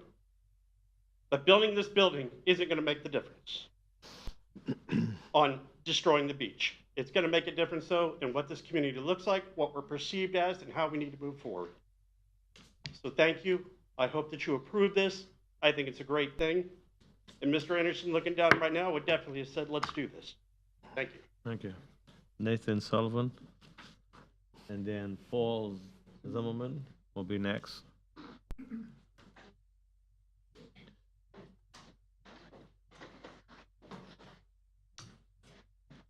Good evening. I'm Nathan Sullivan, 101 Opal Hill Circle, and I live in the city of Daytona Beach. When I first moved to Daytona Beach in 2009, I didn't really envision that I'd end up spending as much time as I have, but here we are 14 years later, and I never really left. There's something about this place that drew me in. One of the things that drew me in so much is the trajectory that this city has been on and the partnerships that this city has made. And the way that this city has redeveloped itself in areas that were so blighted in the past. Looking at the ISP corridor today, it looks nothing like it did in 2009. And I'm so happy today to drive down Orange Avenue and say that Orange Avenue looks nothing like it did in 2009. We have made so much progress. And this progress that we've made, as a city, as a community, it's enabled things like bringing in new businesses. And, I'm happy to say that my company now employs about 25, 30 people, and we have our employees as they come in and as we grow, we're moving people to the city of Daytona Beach as quickly as we can get them to come here. But they're not coming for the Daytona Beach of 2009. They're coming for the Daytona Beach of today. And they're coming most importantly for the Daytona Beach of tomorrow. they see the trajectory that we're on. They see the progress that we've made. They've seen the beautiful buildings that have been put up by Hyatt Brown. They've seen the beautiful buildings that have been put up, you know, in the form of the new Hard Rock. And so many stories of things that were blighted, like that Hard Rock, that got turned into something so beautiful. But Silver Beach Avenue, you know, maybe it's time to shine now. And my hope is that when we look at this book that our community has written of showing just what we are all capable of doing when this community works together and compromises. When I look at this building, I see a beautiful new chapter waiting to be written. The question I have for you tonight is, will we go ahead and write it? Thank you. Thank you. Mr. Paul Zimmerman. Yeah, Mr. Paul. And then also we have D. Snyder. Good evening. Good Members of the board, city staff, my name is Paul Zimmerman. I live at 356 Woodland Avenue. I'm opposed to the project, and I'm going to tell you why. Okay? The Sons of the Beach attorney, Dennis Baer, is unable to attend here tonight. He's an attorney we've hired to represent us in this situation here. He's in Africa on a church mission right now. However, we do have a court reporter present. I apologize.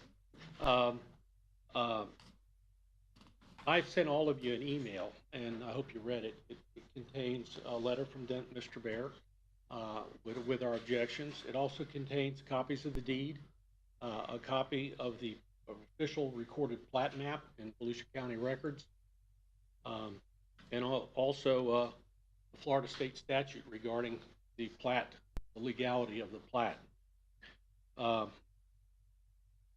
We challenged the calculations in the FAR calculations by this developer because we challenged the size of the boundaries of his property.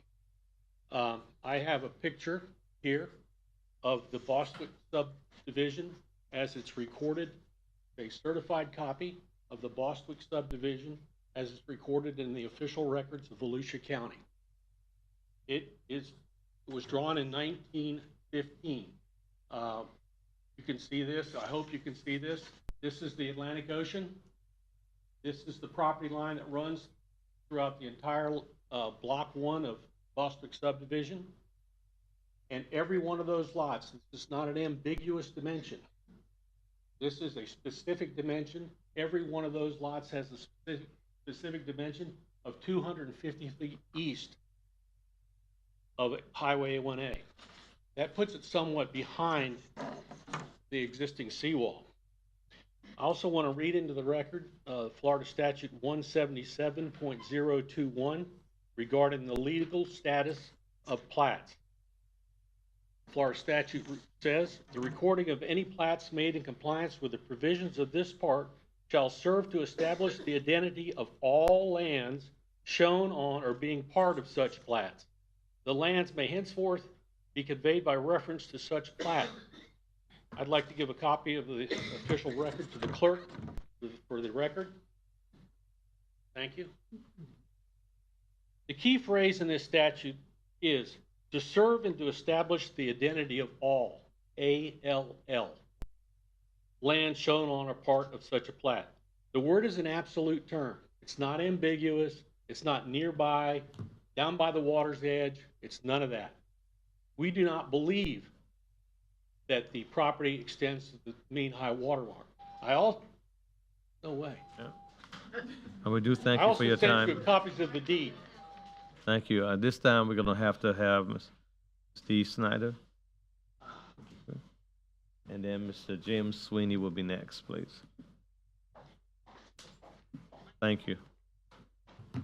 Hi, good evening. Thank you so much. I'm Didier Snyder, and I live at 1224 South Peninsula Avenue, and I do not live in the shadows. My neighborhood is rich with wonderful people that are for this project, and I'm here tonight to speak up on behalf of them. I'm a mother of 2 daughters, and we moved to Daytona Beach 3 years ago. My background is in production and television producing. I have a television show that airs in 47 countries, and I've traveled the world. And of all the places I've traveled to, nothing inspired me more than coming and calling Daytona Beach my home. I am proud to say I'm a resident of this community. I'm proud to walk my daughters over Orange Avenue to the library, to the park now, where they can play in the water. And we can walk along there and be proud of what our city is doing. When we walk to the beach, it's not the same feeling sometimes. When we get on the beach, we love it. But getting over there, it is blight. It doesn't really register of a exciting, fresh city. We're a young family. And believe it or not, a lot of younger families are coming to this area. A lot of remote workers are coming to this area. And with that, we need housing. We need to be able to have places for people to live, work, and play. Isn't that part of our motto? Isn't it part of what we believe Daytona Beach is? I was reading this afternoon that in tourism and being a part of travel and tourism, we have in the last 5 months dropped 13.6% in our tourism dollars for bed taxes.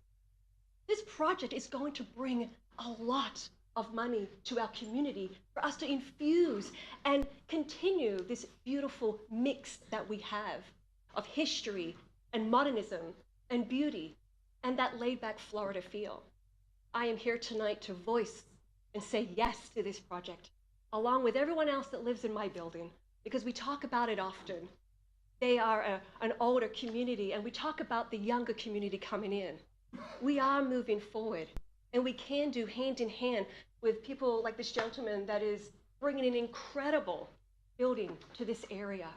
It's going to lift the area up. It is what many residents will be proud of when they walk along the beach, when they see the new approach, when they have friends that come to the community. Those bed tax dollars also go back to the Ocean Center. Our Ocean Center has the capacity to have big conventions, yet we don't have enough beds to house all these people that we want to come here. We are Daytona. We are Daytona proud. And I know together we can be stronger and move forward, hand in hand, to say yes to this building. Thank you. Thank you. Mr. James Sweeney, then James Tiger will be next.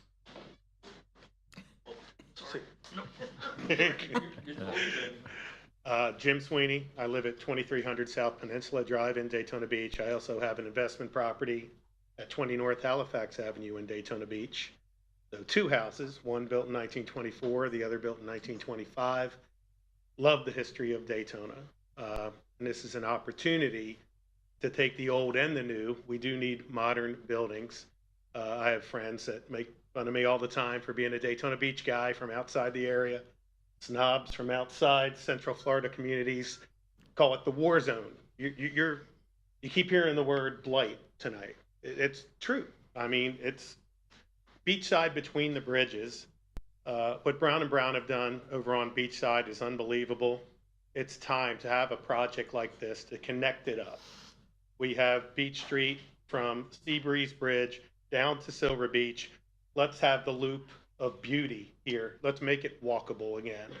And it takes an investment like this, which, again, not too many people have come in over the years and been willing to invest this kind of money to make this happen. So I hope we figure out a way to keep everybody happy. Of course, everybody won't be happy, but if you go back to the early 2000s, when 2004 and Charlie and those hurricanes came through, and it beat up a bunch of the beachfront stuff. And then all of a sudden, the financial crisis happened. I'm a real estate appraiser. That's what I do for a living. 20 North Halifax is my office there. And I got here in 1991 after graduating in 1990 from Florida State. And I had circled Daytona Beach and Miami as 2 places I'll never live. And here I was 1 year later going, ugh, I'll be out in 2 years. And now here I am 33 years later. It's my home. Plan on dying in my house at 2300 South Peninsula. Hopefully not anytime soon. Hopefully as an old man. But there's big investors like this gentleman, and then there's little guys like me. And everyone is watching. The big guys are watching, but little guys like me are watching too. What direction is Daytona Beach going? I'm a surfer guy. I love being out there on the water. I understand condo canyons and all that, but at the same time, between the bridges and this project, the beauty in it, it's time to spur development and let's grow up and have in between the bridges look like this. I'm for it. Thank you. Thank you. Mr. James Tiger? And Okay, then I need more than Janet. 3 minutes, but I'm gonna go talk real fast, as fast as I can here. My name's James Tiger. I live at 1227 Ruger Place. It's directly right across the street from this project. I was actually here for item 5 on here. I had no idea item 4 was even on the agenda, because I wasn't informed. You do what you want out of that. In any event, this project started out at 25 stories. I heard rumor it went to 26. By the time I walked down that hall in this first meeting, it came to 27 stories. They weren't prepared to give you what the plans were for it, so you retabled that meeting for, I guess, tonight. They held another deal over here at another hotel, and it was 24 stories that night. Now I picked this paper up, and it's 25 stories. Where the hell are we at here? We all want development. We all want $100 million here. But I live in the shadow of that building. You guys don't. You live in Daytona. Yeah, I bought that house right across the street 3 days before 9/11. I had 2 mortgages from Columbus, Ohio, paying that one and the one I had up there. I've since retired. My daughter came to live here when she graduated high school in that house, went to the beach every day, went to DBCC. She went on to UCF, graduated. She married a boy here. Man now, I got my first grandchild. I'm retired and I'm living here, and here comes somebody from Miami that says, nope, no more sun in your yard. Are you kidding? You gotta be kidding me. This can't happen. This is bullshit. Bring it down. Let him build a hotel. Nobody's even talked about traffic pattern or traffic flow or anything. The street behind that, there's people right now from the Sunoco station that wrap around our neighborhood just to get into there because of the traffic flow pattern that exists right there. Oh boy, I tell you, I'm worked up. And I'm going to even be more worked up. Probably, I'm going to use some of my time in item 5 to readdress this, but I'll tell you what, we want development. But it doesn't need to be 27 stories or 25 or whatever they decide on. Make the one beside it 6, the other one beside it's another 6. Bring it down. Let us go to the beach. Let us have the sun. It's called the Sunshine State, and it's called Daytona Beach, not Daytona Hotel. Nobody comes here for a hotel. I came here for that beach. I invested my life in that thing, along with my children who live here and now are going to populate here and put somebody else in a school and hopefully won't have to stand here and beg for their property. Thank you so much. Ms. Janet Meredith. And again, I know it's a long evening and we have lots of speakers, and I appreciate you guys being respectful. And again, I'll caution you one more time about that. Come on, Ms. Janet. Then Doug, I believe. Pettit will be next.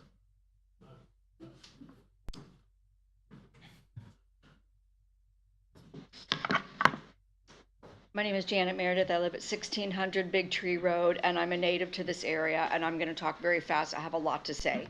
I am 100% against building on the east side of A1A. This includes this project located at 1201 South Atlantic Avenue, along with any future projects. Mother Nature will always win. Therefore, I am in favor of living shorelines and preserving our coastline. NOAA describes a living shoreline as a green infrastructure utilizing native vegetation. They provide numerous benefits, including buffering shorelines from waves and storms. Research indicates they are more resilient and protecting against the effects of hurricanes. I am personally willing to gather volunteers volunteers and plant sea oats. Here is a report from the Florida Department of Environmental Protection dated July 2023, which is the critical erosion report. I have a copy of it right here if you want it. Building on this aforementioned piece of land is not safe. You will note that the area on the proposed project is included in the map of critically eroded beaches. The proposed project is located on a barrier island. According to NOAA, a barrier island is a constantly changing deposit of sand that forms parallel to the coast. In other words, a living and breathing organism that is always changing. As wind and waves shift according to weather patterns, these islands constantly move, erode, grow, and disappear entirely.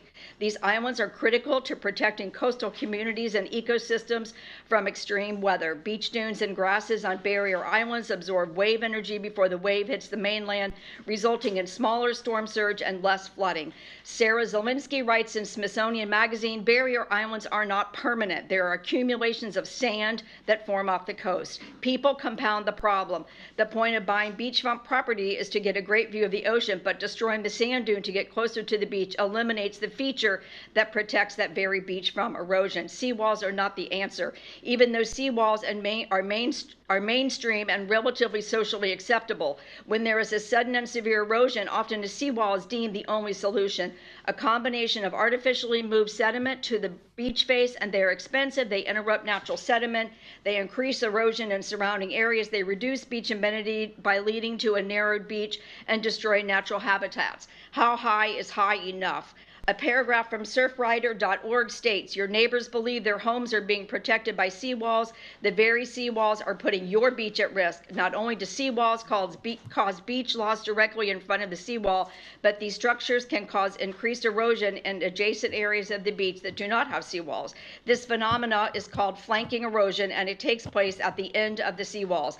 They impact biodiversity of beaches and make it challenging for coastal species to nest, breed, and feed. I imagine it will be difficult, if not virtually impossible, for the owner to obtain insurance for this structure, and if so, when a claim is filed, it's doubtful an insurance company would pay. Insurance. Thank you very much. Please vote no.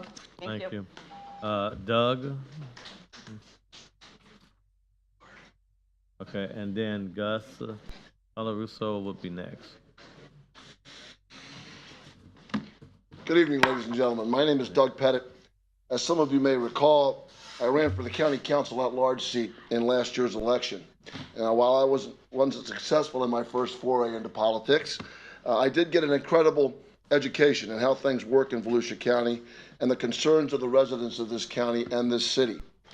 The one most common concern of the majority of residents that I came in contact with was the overwhelming development occurring throughout every portion of our county. While the appeals of the citizens have been the canary in the coal mine for so long, it took 2 tropical storms in 2022 to awaken the leaders of this county to the fact that we are building too much, too close to an ocean that we arrogantly think we can control. It seems ludicrous then to add another potential catastrophe in waiting to the mix. Regardless of the studies and appeals for the owner's rights, all you have to do is to get in your car right now and drive across the bridge over to Beachside and watch for yourself what is happening with the ocean and our coastline. Just the extensive wind conditions of the past several days give a vivid example of the power of the sea, and while I stand firmly to protect the gentleman's rights as a property owner, I also stand firmly in the belief that those tasked with protecting the general good of the public do just that, even in the face of unpopular opinion and special interest pressure. We do not need another massive condo or hotel in Daytona Beach, and the numbers would seem to prove that.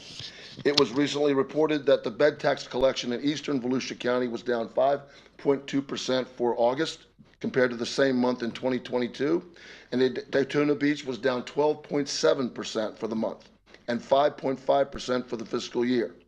During what should be the busiest month of the year, hotel occupancy for August was only 53%, down from 58% in August of 22. As for sales of townhouse and condominiums, the Daytona Beach Area Association of Realtors shows in their summary report of April of this year a downward trend in sales and reports a monthly supply of inventory at 307% of what is needed. Just means there's a glut of inventory, and we're talking about building another section of inventory. What these numbers indicate to the average citizen is that there is a tangible lack of need for such a project. And as you're considering and that you're considering, and that's before we even get to the quality of life or the environmental issues. I ask you tonight as a citizen of Volusia County to fulfill your responsibility to protect your city and the beach you have been entrusted with by refusing to approve the Silver Beach project. Thank you. Thank you for that. Mr. Gus Deloso, and then Holly Beckwith will be next.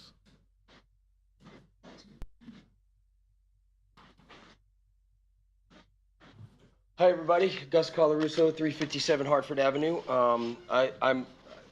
Doug, you said some great stuff there. I'm just gonna quick, the hotels are down because less people are coming here, which means we need less beds, which goes against the thing. But I mean, the people in this room right now are realtors, builders, lawyers, and then there's the residents, the people who live near the hotel, which is really the people who are affected by this building the most.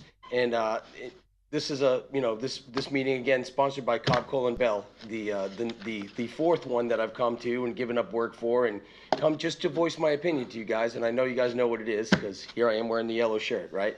So, but I just beg you to consider, Mr. Tiger. Rob Merrill came with another neighborhood meeting last November. This time, actually, it was this time last year. That's for another big building that they want to put across the street from my house. I'll be in the same position Mr. Tiger's in. I'll tell you right now, the Island Crown is at the end of my street, and it wasn't there when I moved here. And that, I don't care what their shadows say, I live it. I live in the shadow of that building, and in the summertime, when the sun comes up at 6 o'clock in the morning, I don't get sun in my yard till 9:30. Do you know what that does to my plants? Do you know what the wind coming through between that narrow building and the other building now that comes here, do you know how that changes the north side? It killed when that hurricane through, you can see a hole where it ripped through the beach. You can see a hole I have bamboo around my property. There was a literal hole where the wind came through because of the way that the wind comes through narrow buildings like that. The way that this will affect the immediate neighborhood is ridiculous. Right now, they're fixing the seawall at the end of my street. My mom spoke earlier. I was in my front yard yelling to somebody. Now this is at the end of my street, yelling to someone to talk to my neighbor, having to yell to him. When I was in my house, my dishes were rattling and I could feel my slab shaking. I was sitting in a glass of water, and this is just the seawall for a couple of days. This project's gonna go on for God only knows how long, and they're gonna be shoving pylons into the ground and shaking the ground. What is that doing to our dilapidated infrastructure? Everybody talks about flooding and pipes and all this stuff. If it's shaking my house 500 feet away, what's it doing to all those pipes and all the old stuff that's going on underneath? What's going on? When you build something this big, you have to go way deep into the ground, into the bedrock to make sure that a building that's 26 stories high, I mean, if that's 26 stories and the Island Crown is like 16 stories, so that means this poor guy's going to have shade in his yard till 10:30 in the morning on sunrise for the summer. You know, why is it okay for someone to build a thing on their property? I totally support your wanting to build something there. We want you to build something there, but it shouldn't so greatly affect all of the property around you. I can't do things on my property that affect my neighbors. He shouldn't be able to either. Thank you. Mr. Holly Beckwith, and then Omar.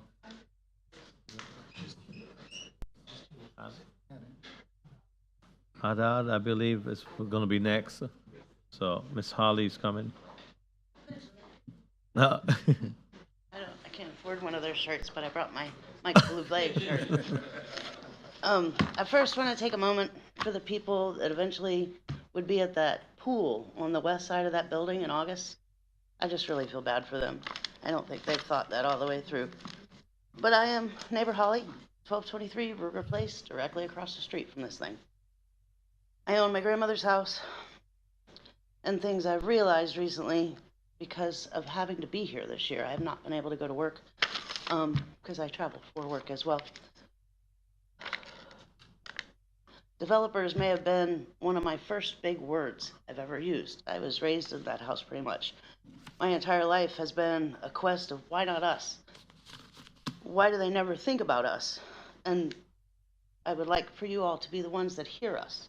At the last supposed neighborhood meeting, I had brought Q-tips for neighbor Eddie, and I'd hope that you guys all hear us as well. There's a lot. It's emotional. The wind will affect my house, the shade, whatever.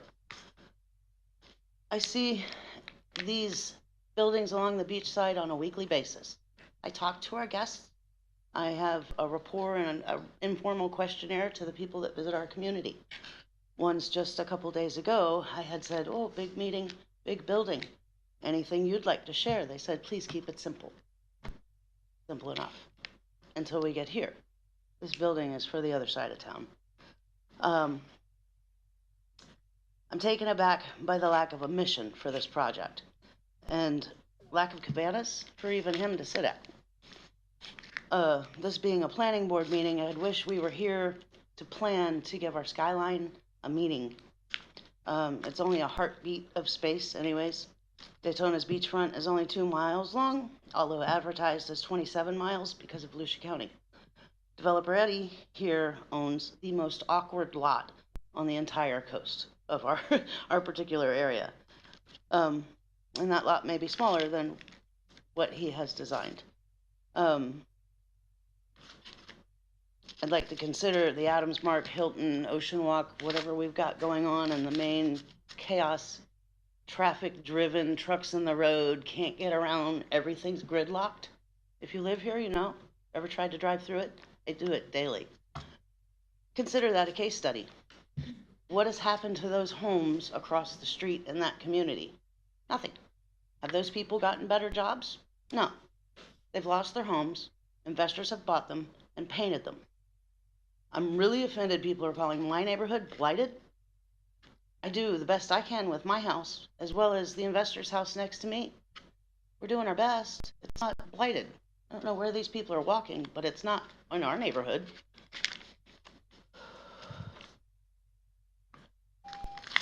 Yes, thank you very much. Mr. Omar Haddad, I believe. And then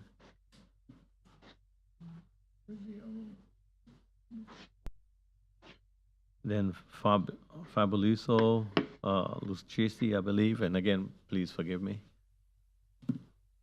Go ahead, sir. Hello, my name is Omar Haddad. I am resident of South Daytona, 817 George Hecker, and I am a local business owner in the field of electrical engineering.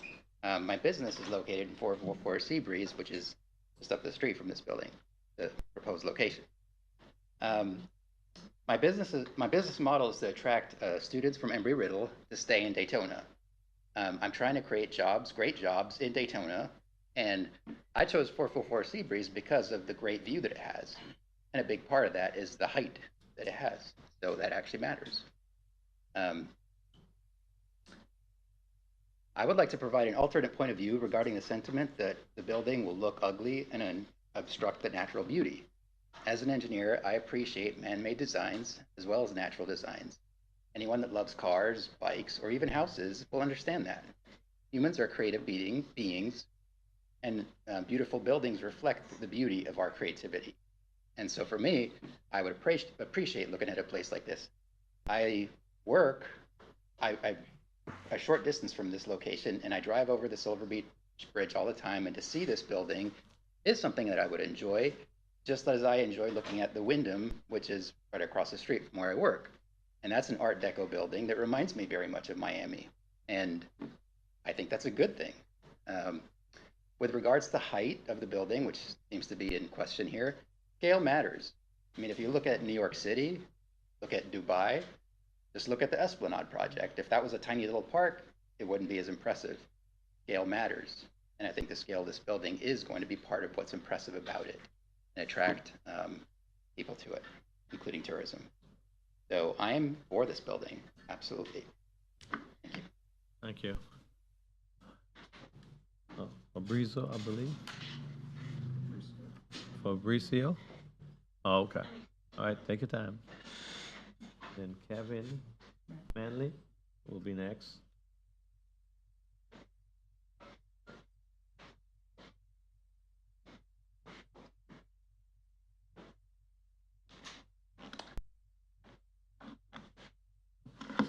Good evening, everyone.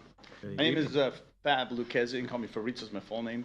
Live at 12 Lions Paw Grand in Daytona Beach over by LPGA 95. So a little bit further away from the beach. And I am guilty of being a developer and real estate investor in the area, by the way, looking to enhance all the experience here. The other thing I want to mention is that My wife and I are relatively new to living in Daytona. We've resided here about 2 years now, but I have been an investor and owner in this community for over about 22, 23 years now. And I personally invested and built in many other places as well, South Florida, North Florida, Texas, the Carolinas, and so on. And we're also Canadian residents looking to move here permanently in this area. And of all the places we could have picked to be, this is one of the places that we really liked. We like the people here, we like the environment that we're in, we like the beach area. But one of the things that we get constant comments of other individuals is basically, Daytona, certain derogatory comments about it's a little bit backwards, development is slow getting done, and it does have a bit of a reputation of that you can't do that in my backyard kind of mentality. And I think that really hurts the whole town in the long-term scope to kind of develop the area, to enhance it, to bring jobs to the area, to add experiences. There's been a lack of new money coming into the area, and I think part of that is things like this, where we have a lot of community, a small group of community, I believe, that kind of suppresses new development, and I think that really hurts future growth. And really, it's also from a hotel point of view. We look at all these empty sites that we have here in Daytona Beach, and you can't help but notice, like, what's going on here? Why is there so many opportunities? It doesn't make a lot of sense. And you think about what used to be on those properties, and most of them were hotels, and which are no longer here. We've had, in the last, that period of time, about 2 hotels that got built. So what happened to, now we have an increased amount of people that are traveling to this area that want to be here, but a lack of hotel rooms. I just heard somebody say there's a bit of a slowdown in that, but I think that's a temporary thing. And the other part is just simply there's other places to go. And even though we have some great experiences that just recently have improved, like the Hard Rock, I think they did a phenomenal job. And that's a case in point that's constantly full. And because it's a better experience, which we need more of that, as an example. And I think this, $100 million investment in that location, in an area that's so blighted, I mean, you don't want to walk along A1A after dark in that area there. Just to change the complete makeup of that area is just phenomenal. And we really appreciate this development coming in, and I hope that it does get approved. Thank you. Thank you so much. So Kevin Manley, and then following that, Joanne Rajaran.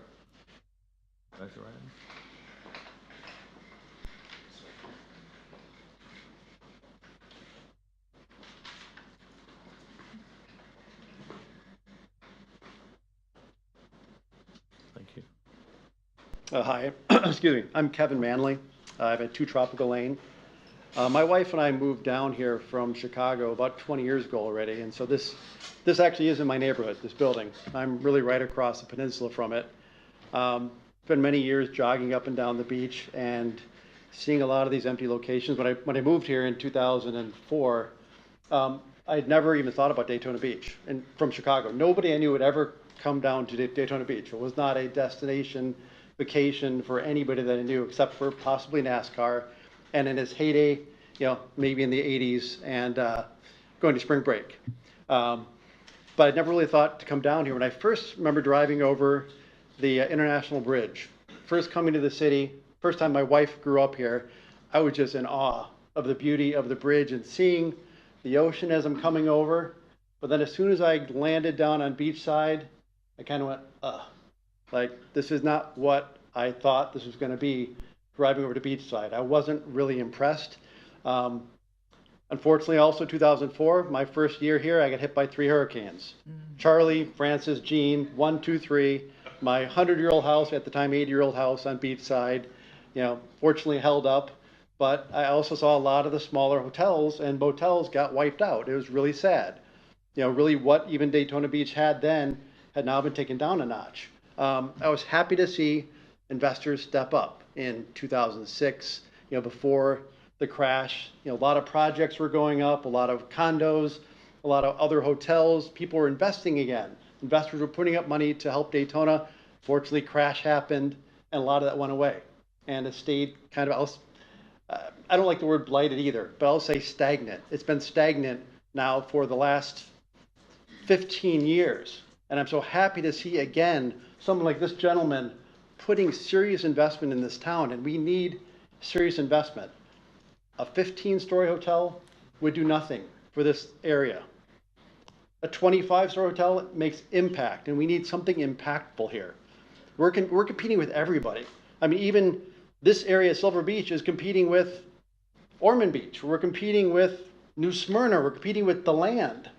So we need something impactful here to change even just this neighborhood. And I think this project is a great catalyst, and I hope that encourages other investors to come and do that as well. Thank you. Yeah, thank you, Ms. Joanne Rutrand. You can see the beach. And then Mr. Hank Fall will be next.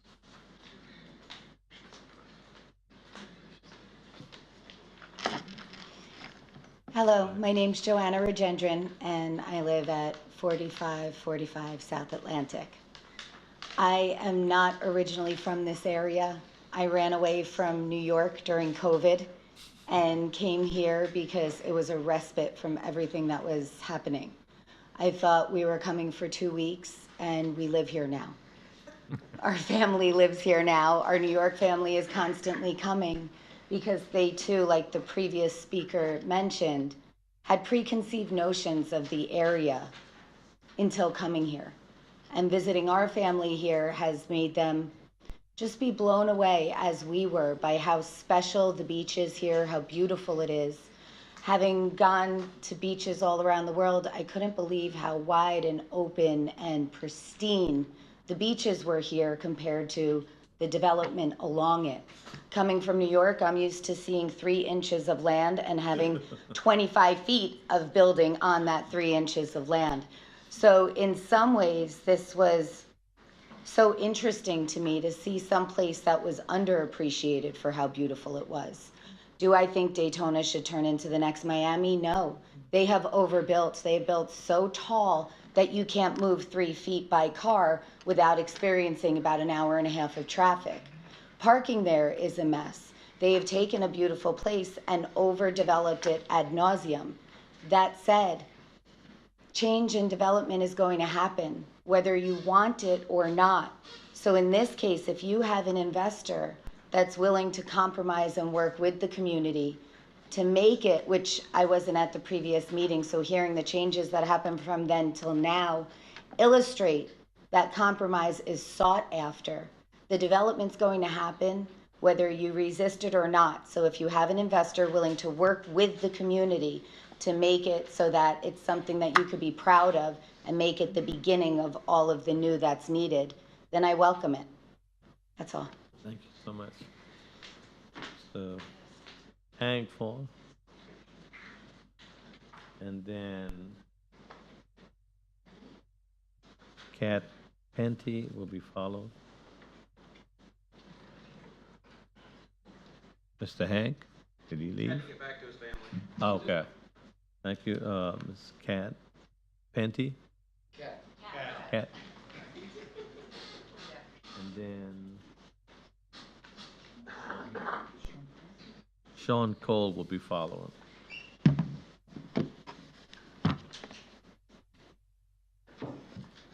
Catherine Pante, Daytona Beach resident, beachside. I think this is a more accurate depiction. I don't know if y'all can see this. This is Miami Beach. This is the actual shading on the beach caused by each condominium.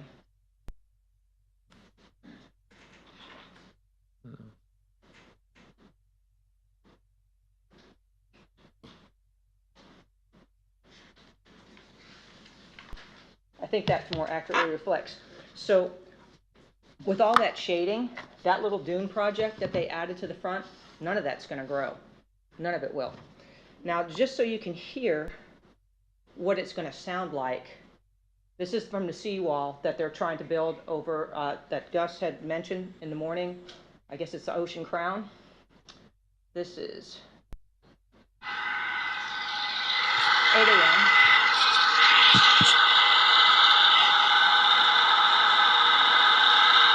This is from my house, and I'm half a block in, outside.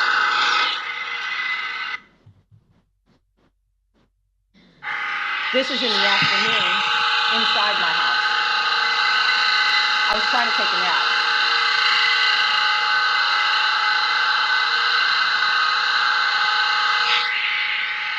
That's what we're gonna hear all day.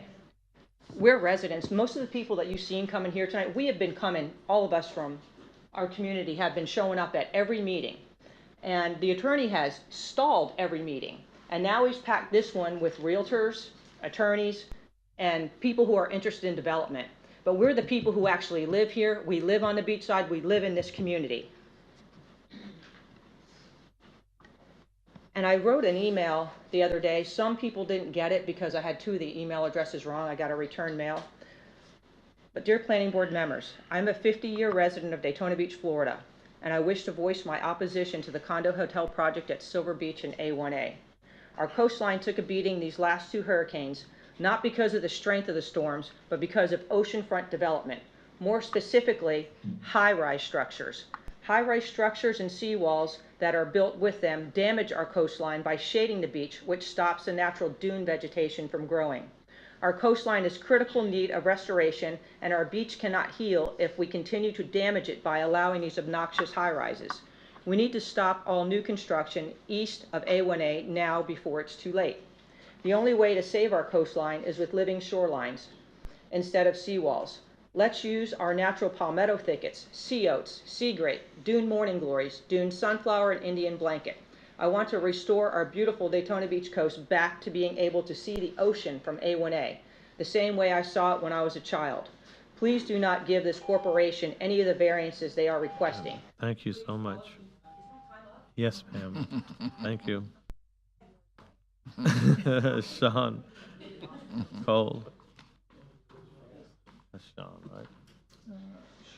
Yeah, Sean Cole. Okay. While they're coming, Mr. Steve Salter will be next.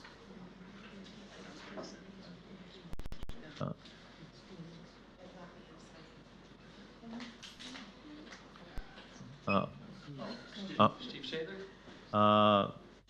No, Sean first. Hold on, don't go far. You're next after. Okay, well, come on up. Sean is not there. You're next. This is Steve. Then Mr. Jim Cameron will follow. My name is Steve Sather. My home is in New Smyrna Beach, but I am a 30-year plus Daytona Beach businessman. Our offices currently are over on International Speedway Boulevard, just on East ISB, and the owner of the property, who's also my associate, has done a great job renovating that property. We've watched, as one gentleman mentioned, what it's like to come over the bridge, come to Beachside Daytona, and see the condition of what East ISB looks like. When I look at a project like this, what I want to do is look at it from a slightly different perspective, which is the perspective of value, okay? We know that tax is rate times value. In ad valorem, it's the value of the land, the value of the building, the value of use. We also know that the cost of running any community never goes down. The growth we're looking for in every community that's critical to everyone here, pro and con, every business, every resident, is the growth of value. If you want to keep the rate of taxation down, you have to grow the value of your community.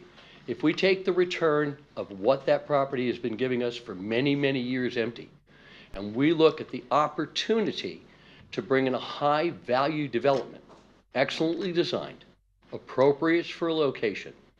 I know I hear a lot of concerns about the environment, but I think anyone who's ever attempted to do development knows that the regulations, federal, state, county, and local, are also all concerned with that. And all of those conditions have to be met. So no matter what, if you give them approval to go ahead, they have to meet all of the required conditions. Again, I think what I want to bring to this meeting is something a little bit different, which is I want you to all think about growth of value. Because growth of value is critical not only to us, but to the future. If you want to leave your home to your children and your taxes on your property get too high, when they inherit it, they don't get your homestead value. They've got to be able to afford those properties. If we want infrastructure addressed, if we want beautification, anything that we need in our community comes from revenue. Government has no money of its own. It only has ours.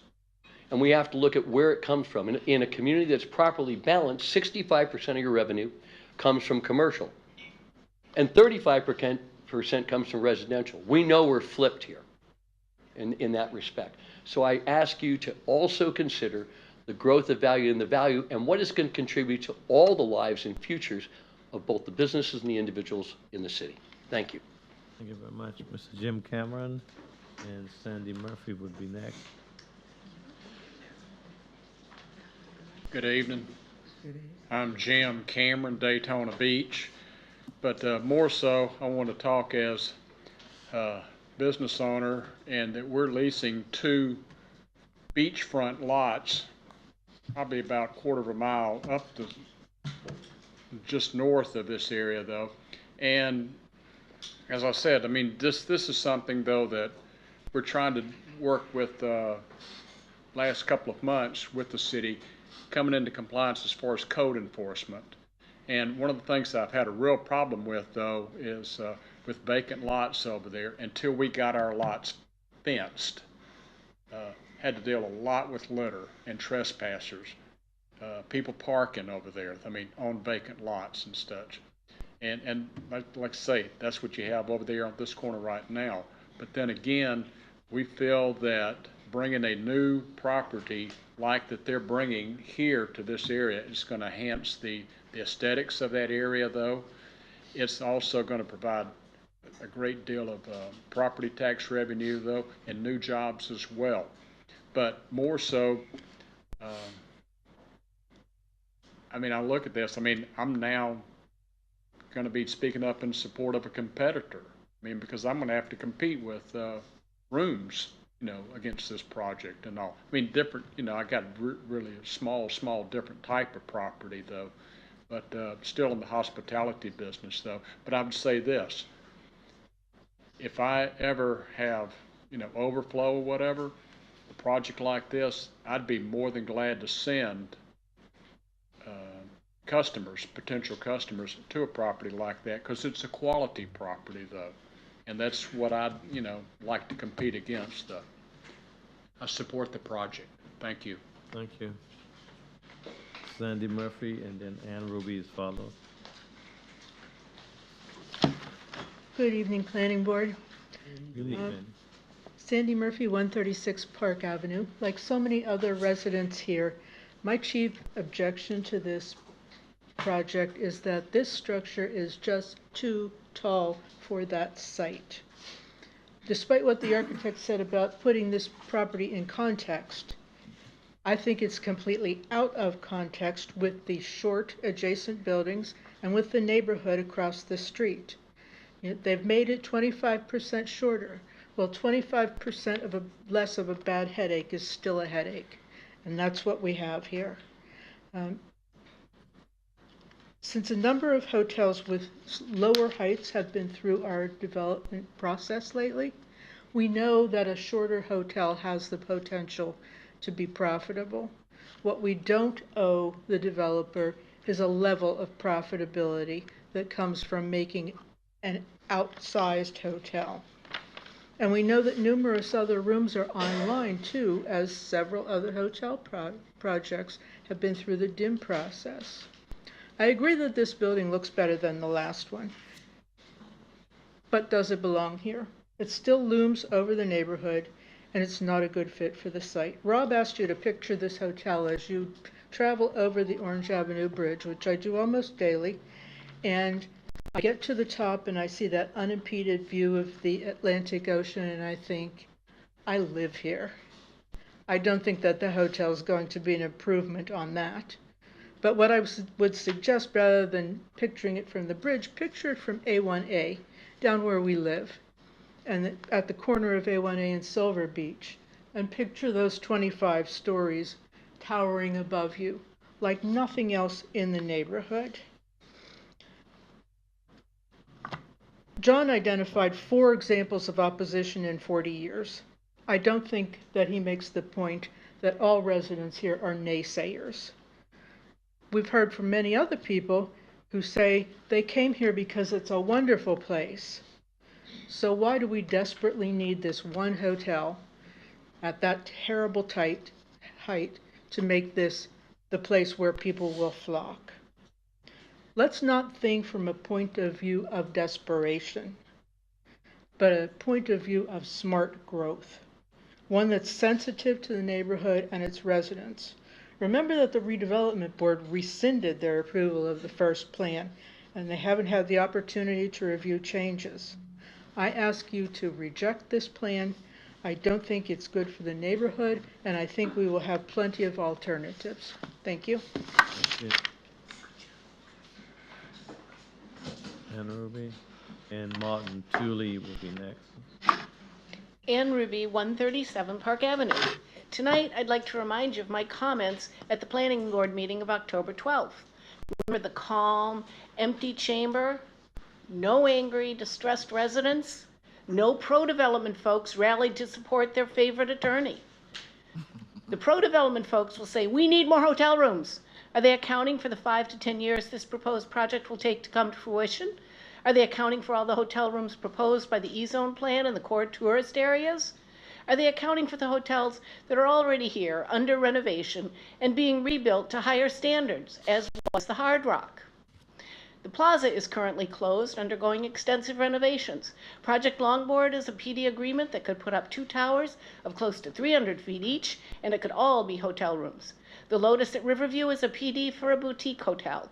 The Marriott Renaissance is currently under development at Glenview. Across A1A, the Yoshino is a small motel that was pleasantly refurbished. Refurbishing old small hotels is a model that could supply many new rooms far more quickly than the pipe dreams of PDs waiting for years to appear. And you just approved the Atlantic Beach Resort PD with no protest or fanfare. This is a tale of 2 projects.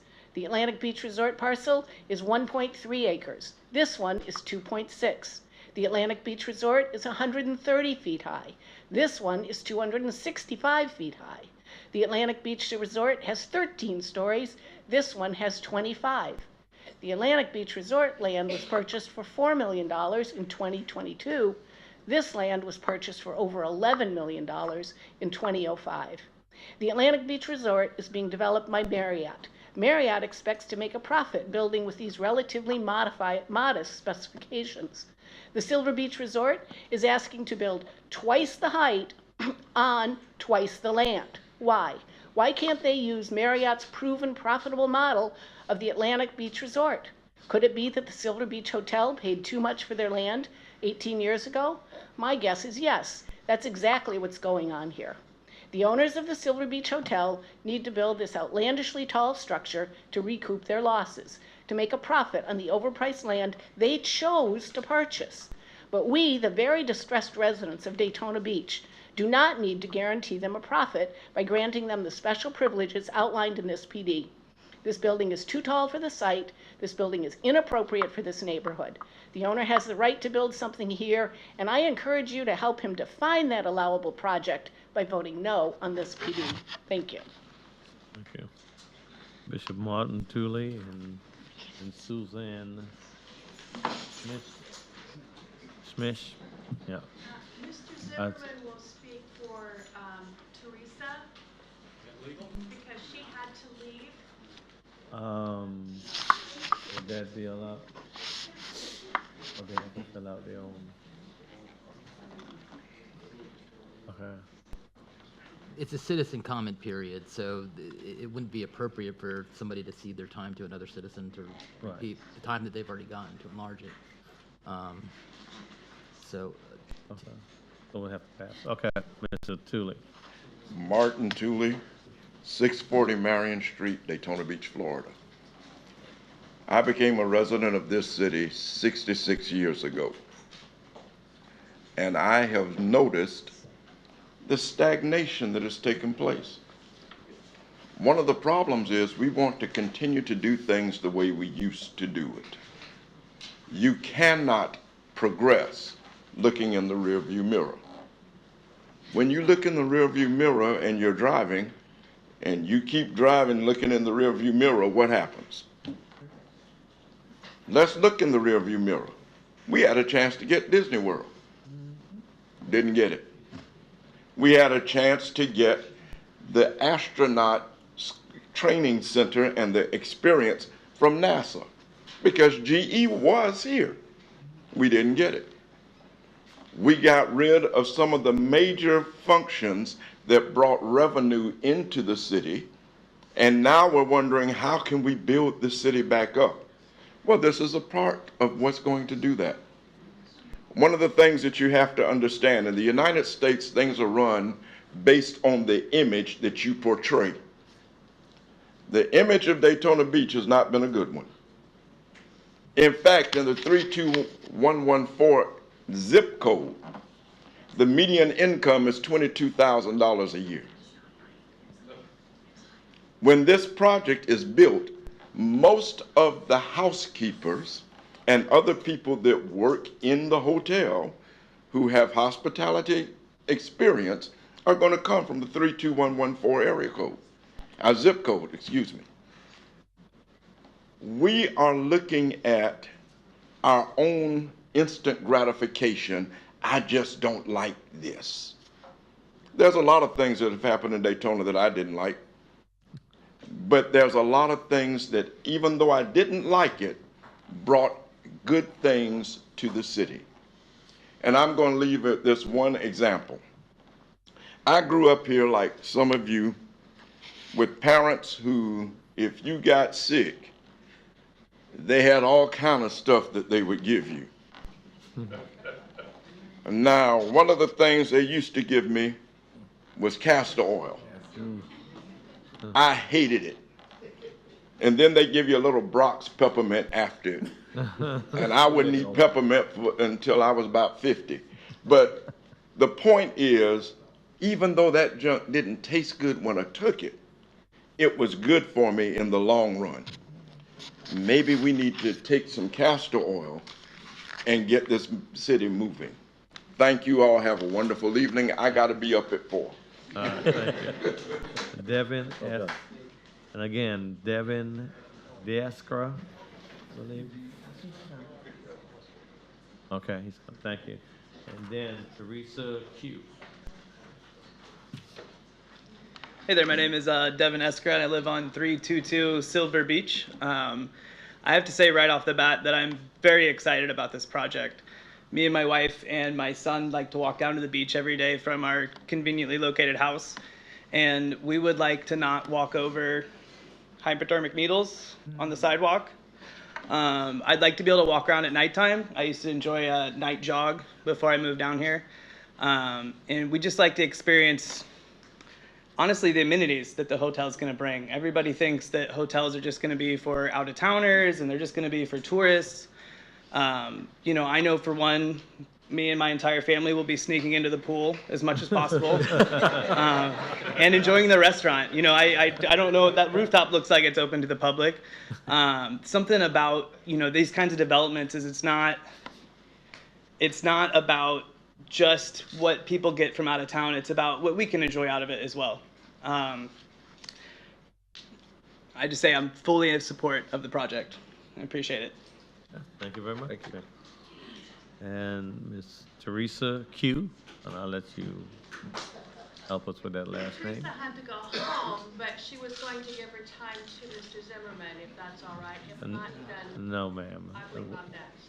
Okay. No, you're more than welcome to fill out a green form and speak. I did. Oh, you did? Okay. I'm Susan Schmidt.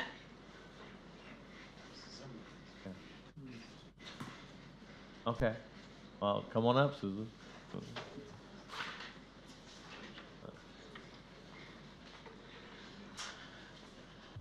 I want to preface what I'm saying with the fact that I have driven for 23 hours to get here. I drove 1,500 miles. I'm from Nebraska. I have owned at Silver Beach for over 40 years. My husband and I bought our timeshares there because of where the pool was and the fact that there was nothing between us and the beach. Well, I appreciate the aesthetics of this building. It literally blocks everything at Silver Beach Club. That pool is no longer of value because of the way the building sets and blocks the afternoon sun at the pool. In fact, it pretty much blocks everything. And because of that, you're going to have a lot of timeshare members that are going to be really unhappy when they find out about this, because that pool was our favorite. Now, you go up and down the beach and you look at all of these hotels and the bigger timeshares, guess where their pools are? They're on the east side of the building. And guess what happens when the sun starts moving around? Those poles are no longer useful.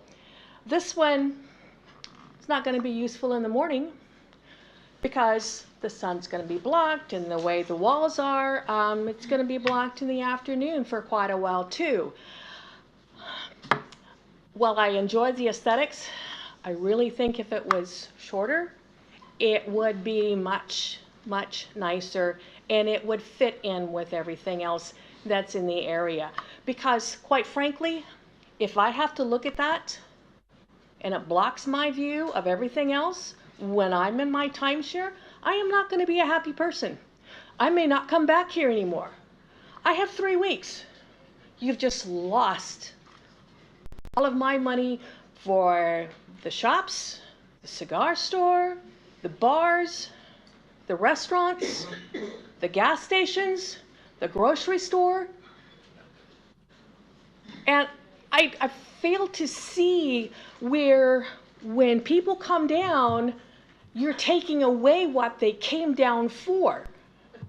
Because when it's crappy on the beach, we can still sit by that pool. Which, if that building's there, we can't. We will not enjoy it at all. Now, I understand that I'm the odd person out here because everybody else lives here. But I've been coming down here for 40 years, except for the times that I was deployed. And I'm sorry, I get that. That was a choice that I made to serve in our military, but it's frustrating. Thank you so much. Jenny Nazak, and then Crystal Anderson will be next. Board and fellow citizens, I'm Jenny Nazak, 501 Harvey. I live smack dab in the tourist area, and I am a very urban-oriented person, and I've often advocated for urban density development in my beachside area and elsewhere in the city. So I'm definitely not a NIMBY. My heart goes out to the gentleman who bought this piece of land and he wants to recoup his investment. I'm a business person and I hate it when I buy something and it doesn't pay off or whatever, so I sympathize. I support the neighbors of this place who are just saying they could live with something that's 15 stories, and I hope he finds a way for that to happen. Another thing that makes a difference for me, a young man stood up and said he wants to sneak into that pool. Now, I wonder if that is going to be open to the public. That does make a difference. The fact that this place is going to have a restaurant for the public, that makes a difference too. That's valid. Is that top area, is the public going to be allowed to go up there? Is that going to be an observation deck that we can utilize? That makes a difference too. All those things make a difference. Is it really interfacing with the whole neighborhood? Is it for everybody? That matters, you know, that matters to our quality of life. I want to address the gentleman who basically said that there's a bunch of us residents who are always coming here and micromanaging. There are those of us who live here 24/7, 365. It's not our fourth house. It's not our little investment hotel. It's not our monopoly board. We live here. And we come here and we forge relationships with our city leaders and with our board members. And if that's being a pest, I just don't even know what to say. Like, there are those of us who love this city. I think everybody in here actually who spoke loves this city. And I'm not going to accuse anybody of not loving this city. But residents who come to meetings regularly are not pests, and we love our city. Thank you all very much. Thank you. Crystal Anderson, and then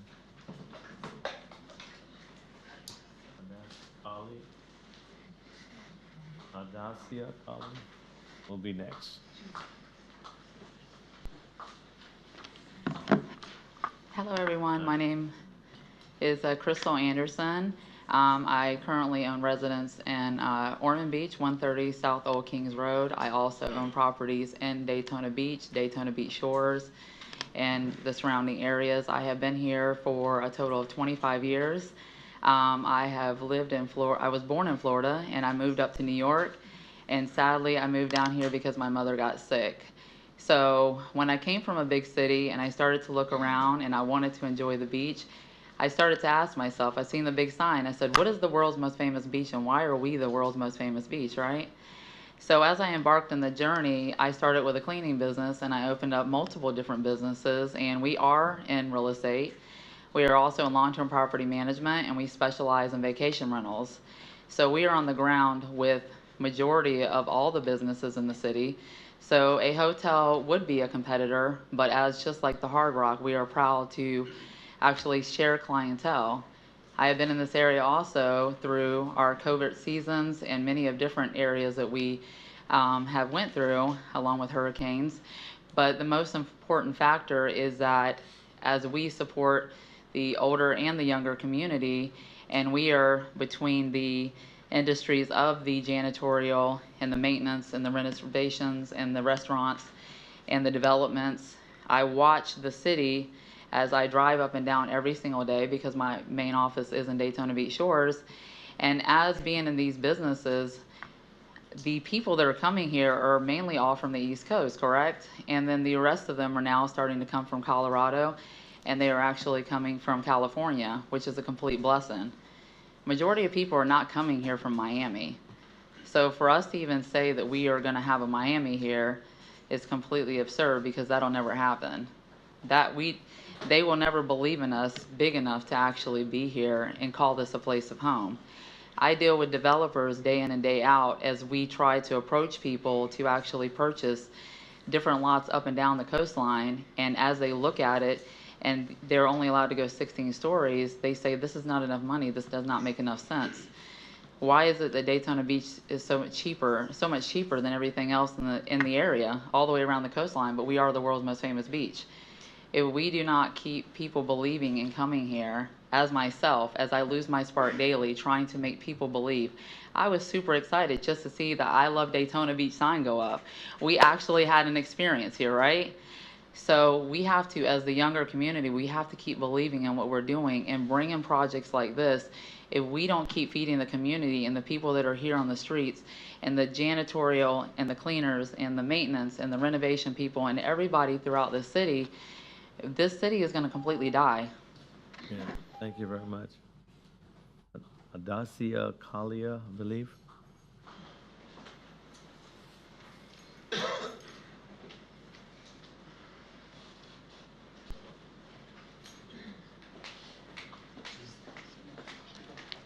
Hi. I'm Hadassah Collier. I live at 2263 Old Kings Road. I'm actually from Atlanta. I've been here for 2 years. And I used to grow up coming here for spring break and all that. So Daytona was always like a place that was cool, like, you know, for the youth. But then everything went away.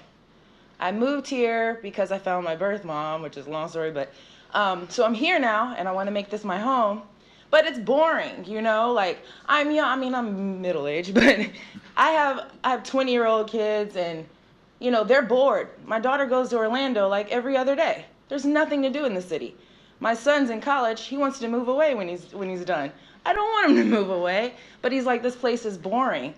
We've got to think about what's gonna bring revenue to the city, but also what's gonna bring people to the city. We have a boring city. It's sad to say that, but there's not anything to do here. There's nothing to do for teenagers. There's nothing to do for the 20-somethings. And then I'm in my 40s and I'm still bored, you know? There's not enough to do. Of course we care about everybody that lives here. Of course we care about all y'all and the shadowing and everything that you stated. But the point is we have to bring things to the city or the city's gonna die out. We're not going to have people wanting to come here. The city is going to be a bunch of just older people that are just going to kind of go away, and then we're just going to be left with nothing. I am for this project because it's going to bring some amazing things. Not just the building itself, but the ripple effect. The things that come after that. The things that, like, entertainment. I'm in marketing, so everything's aesthetics to me. So That building is beautiful. Everybody's going to want to see that. Magazines are going to write about it. TV shows are going to do segments and shows about it. This is what we need in Daytona. We need to make an impact in the city. Like Crystal said, it's the world's most famous beach. But I mean, okay. You know, like, what is here that goes, wow, you know, that building is a wow moment. And that's what we need in Daytona. And so I'm for this project and for building in this city, so I hope that y'all accept that. Thank you. All right. Okay, those are all my few green sheets. Thank you all for being patient and respectful, and that means a lot. We'll hear back from our attorney real quick, and then we are going to have a motion. So thank you for your time. I think probably it's most fitting to let the property owner say the last word, so I'm going to defer to Mr. Appel. Thank you. Thank you, sir. And again, thank you for your service. I don't know how you do it. and thank you to everyone, whether you're pro or against. Okay. The reality is we purchased this piece of property in 2005. We've been sitting with it. We come here every year or so and say, is it ready for development? No. We go back, we come back. We finally feel that there's a rebirth of sorts. When we saw the Hard Rock, we got excited. We said, oh, Hard Rock is going to Daytona. That means that there are people who want to go there. We're here asking for one single variance. We're here telling you, and your professional people can tell you, that we can actually build a bigger building if we stick to the land development code. I mean, it's a fact. We're not making that up. We can do a taller building. There's no height restriction. We opted for this because I think it's a compromise. Maybe we started out too wide, too big, too whatever. We heard the community, we heard you, and we're asking for your help to make it happen. Thank you very much. Thank you so much. All right. Again, I do want to applaud all citizens and all of you that have come. We've been here a couple hours now, and you've been really patient, so we appreciate that. Board, may I have a motion, please? Mr. Chairman, if I might make a statement here prior to. Before we vote. Let me just make a statement here, Vernon, and then we don't necessarily have to vote. We could have a discussion if you like. First, I want to say thank you for all of you, pro or against, taking time out of your busy schedules to be here tonight. This is what democracy is all about, is for people that are interested to come and state their point of view and get engaged in your local government. And I, as someone who's been involved with this for a little bit of time in other places, I appreciate you guys very much. I really do. This job, folks, is challenging. We're dealing in this case with the property rights of the applicant, and they have them, and they should be considered and not dismissed. Also, the rights of our citizens, particularly our citizens that potentially may be affected directly by this project that live nearby. And then also, we're dealing with the proper management of city plans and resources. We've heard this a few times already. Where are we going? What kind of city do we want? Where do we see the future, and how are we going to get there? Now, we talked about hotel rooms. They're going to be a little less, and there's going to be a couple of stories less, and those are all great. But the big thing for me is we're reducing the size of this project from 350 feet, and I took a little bit off Mr. Hopkins a little earlier. Hope he's okay with it, to talk about down to 260. That's 90 feet, folks. That's 25% of this building. That's a considerable change. And all the other items that we're talking about, the only item that we're not dealing with anything beyond our land development code, and Rob and I talk about this a lot, I try to get them not to stretch on this stuff, other than the side setback, and in that case, they made it much closer to the standard. Everything else, ancillary uses, landscaping, parking, front, rear setback, all of those things, they have pulled way back. Also, we're talking about a second neighborhood meeting to bring the public involved and give them an opportunity to say their piece. I mentioned that, Rob, you might remember I mentioned that when we talked about this before. I said, not good enough. You guys need to go back and engage our citizens and give them a chance to say their piece. That doesn't mean everyone gets what they want, but you have an opportunity to get involved in a discussion. That's important. That's part of what we should be doing here. And also during those neighborhood meetings, there was discussed no removal of vehicles from the beach. There was controversy about that. That was dealt with on that. And folks, I've heard a lot of you speak tonight. Not one of you has said, well, that building's kind of ugly. It's a beautiful building. It is a distinctive building, in my opinion. It's something that will be a catalyst for that area to make it grow. If we're going to be a true destination, folks, if we're going to bring people to this community, it costs dollars to do it. We have to be able to have the infrastructure and the ad valorem tax structure to make that happen. And I really honestly think that the applicant has done every reasonable effort to reduce blocking of the ocean view as best they can, considering anytime you build something, it's going to block something. And minimal shading on the beach itself, and there was discussion about renourishing the area, the beach area behind it, which I think it's a great idea, Rob, that you mentioned earlier. When I was in elected office myself, and I would have situations like this, I would say to the person coming in, the applicant, not no, but not yet. If you can get these things and put them in place, then we're going to have a different discussion. I truly think we are at that point with this application, and Mr. Chairman, because of that, I will be voting yes on this particular item. Okay. I think Mr. Weatherholt has a comment, and then we'll need a motion, please. You know, I've sat here and listened to everybody. I look at the audience. Quite a few people here, you know, I talk about different things, what's good for the city. This particular project,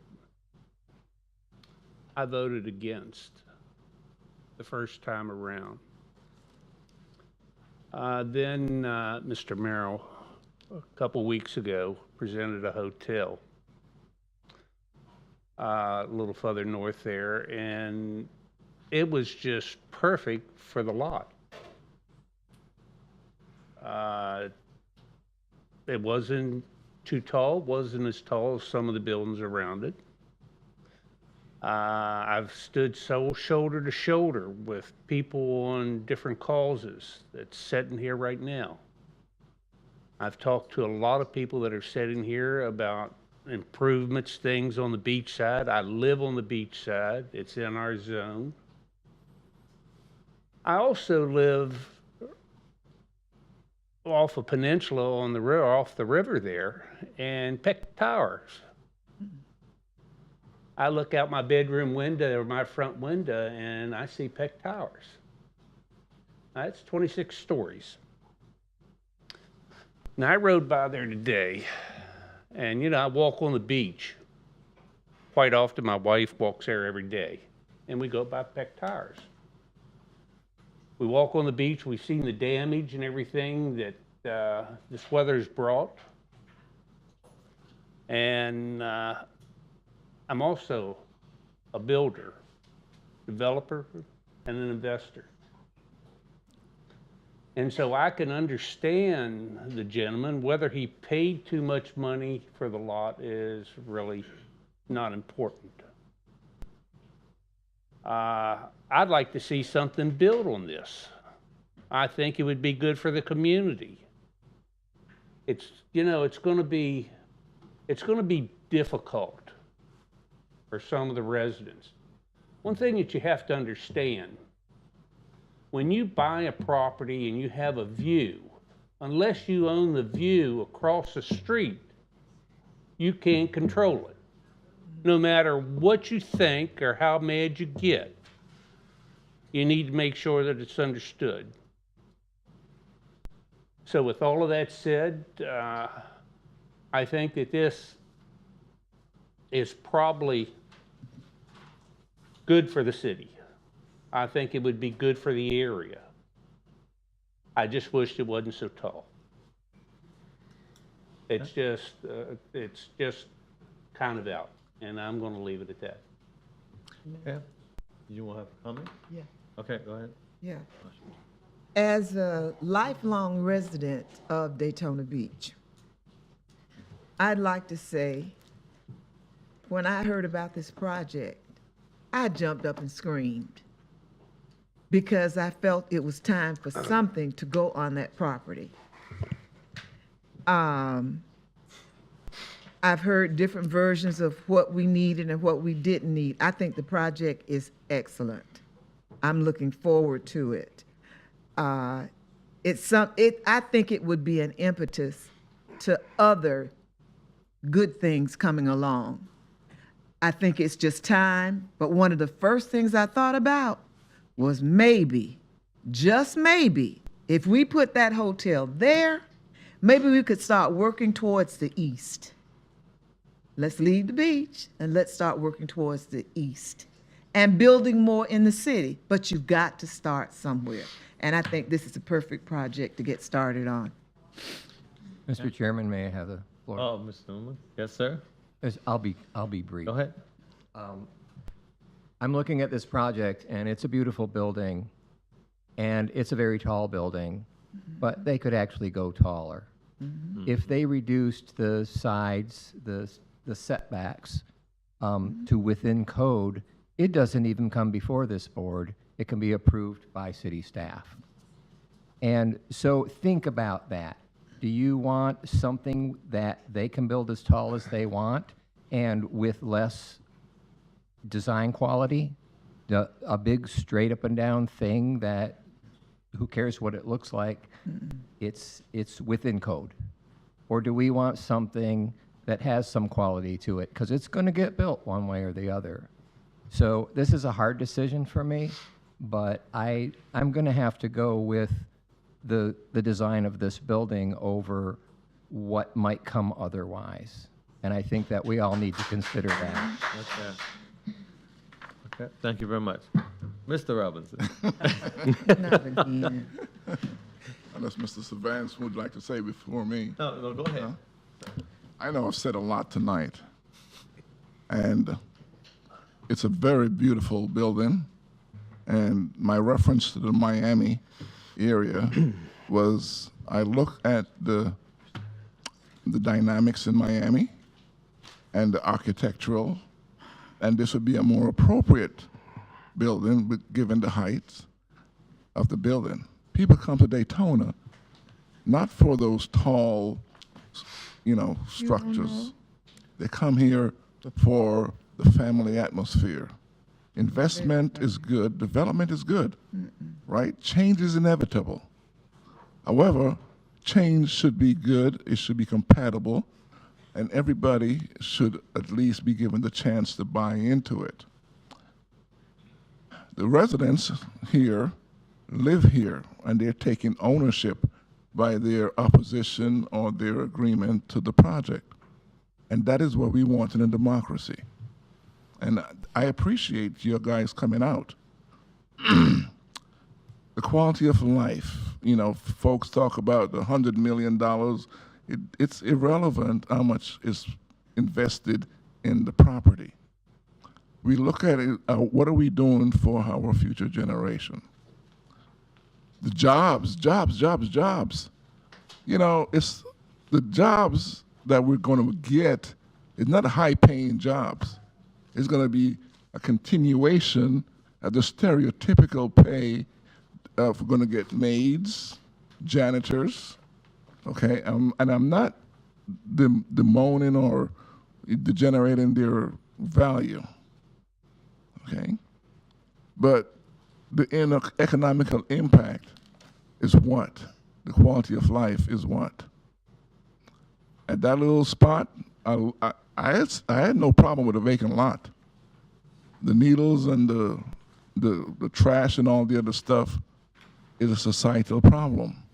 It's a city problem that we have to deal with. The project is going to get built.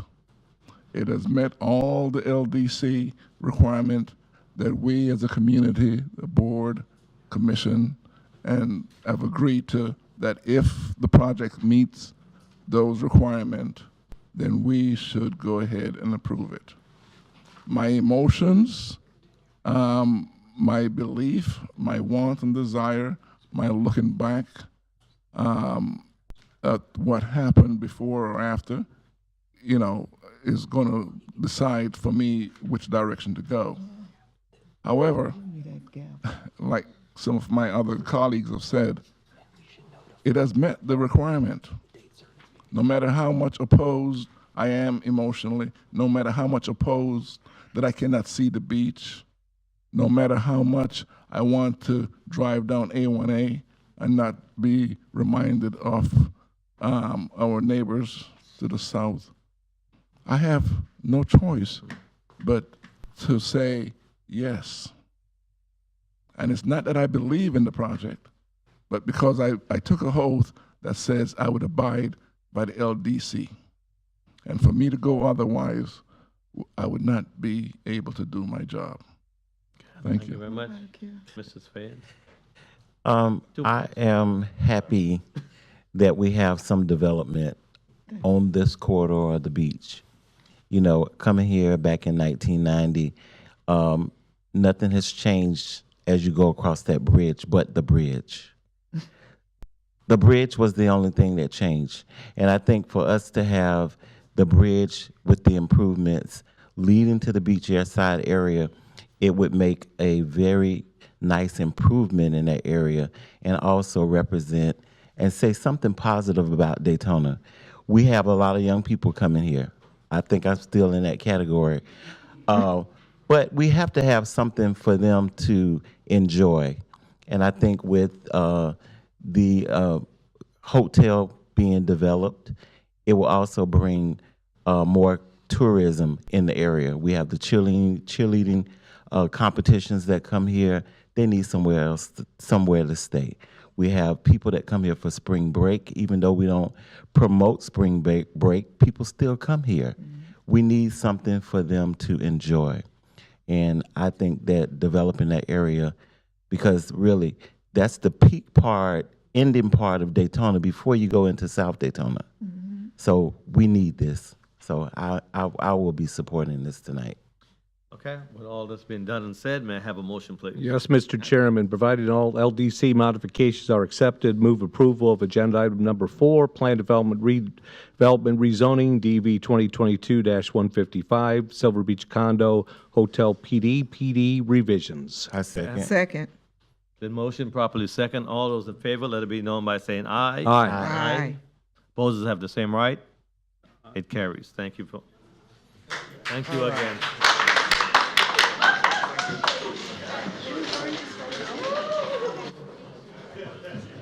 Ms. Washington, item number 5. Again, as you leave, would you please keep your voices down? Thank you. Item number 5, please. Yes. Item number 5, 1219 Ruber Place, Plan Development General, PDG, rezoning, DEV 2022-215, quasi-judicial hearing. And for that item number, there's a request to continue to the November 16, 2023 Planning Board meeting. I do have a couple speakers that wish to speak. If you'd like to stay after, we can do that. If not, at the next continuance. Okay? All right, but those are there. So what we need to do is have a motion to vote on the continuance. And, Motion to continue. I second. Second. Motion and properly second. All those in favor, let it be known by saying aye. Aye. Aye. Opposers have the same right. Item number 5 will be continued. May we have item number 6, please? Item number 6, Echo Suites Bevel, Plan Development General, PDG, rezoning, DEV 2023-045, quasi-judicial hearing. And may we hear from staff, please? Good evening, Planning Board members. We've been here a long time. I'm gonna make this as fast as I can so we can be able to go. All go home, right, Paul? Oh, I know everybody's hungry and I get all that. So we're just gonna get through it as quickly as we can, obviously keeping in mind that there may be some questions. Tonight I am here I'm Paula Long, planner for the city. I'm here tonight to present a request by Kelly Hyvenin.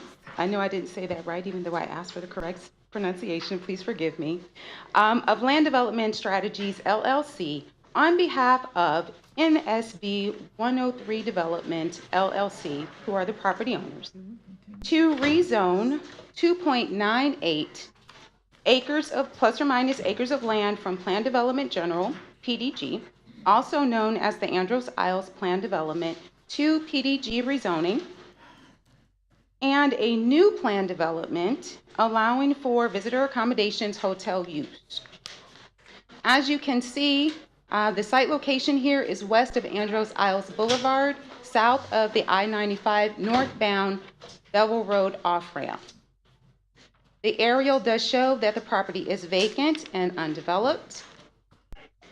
The future land use is interchange commercial, surrounded by the same. North of the property, just on the other side of Bevel Road, is tourist accommodations.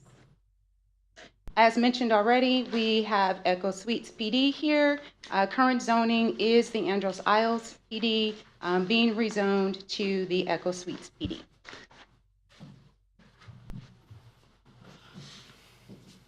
Here we have what is the proposed elevations, samples of renderings. You have received the elevations in your planning board packet.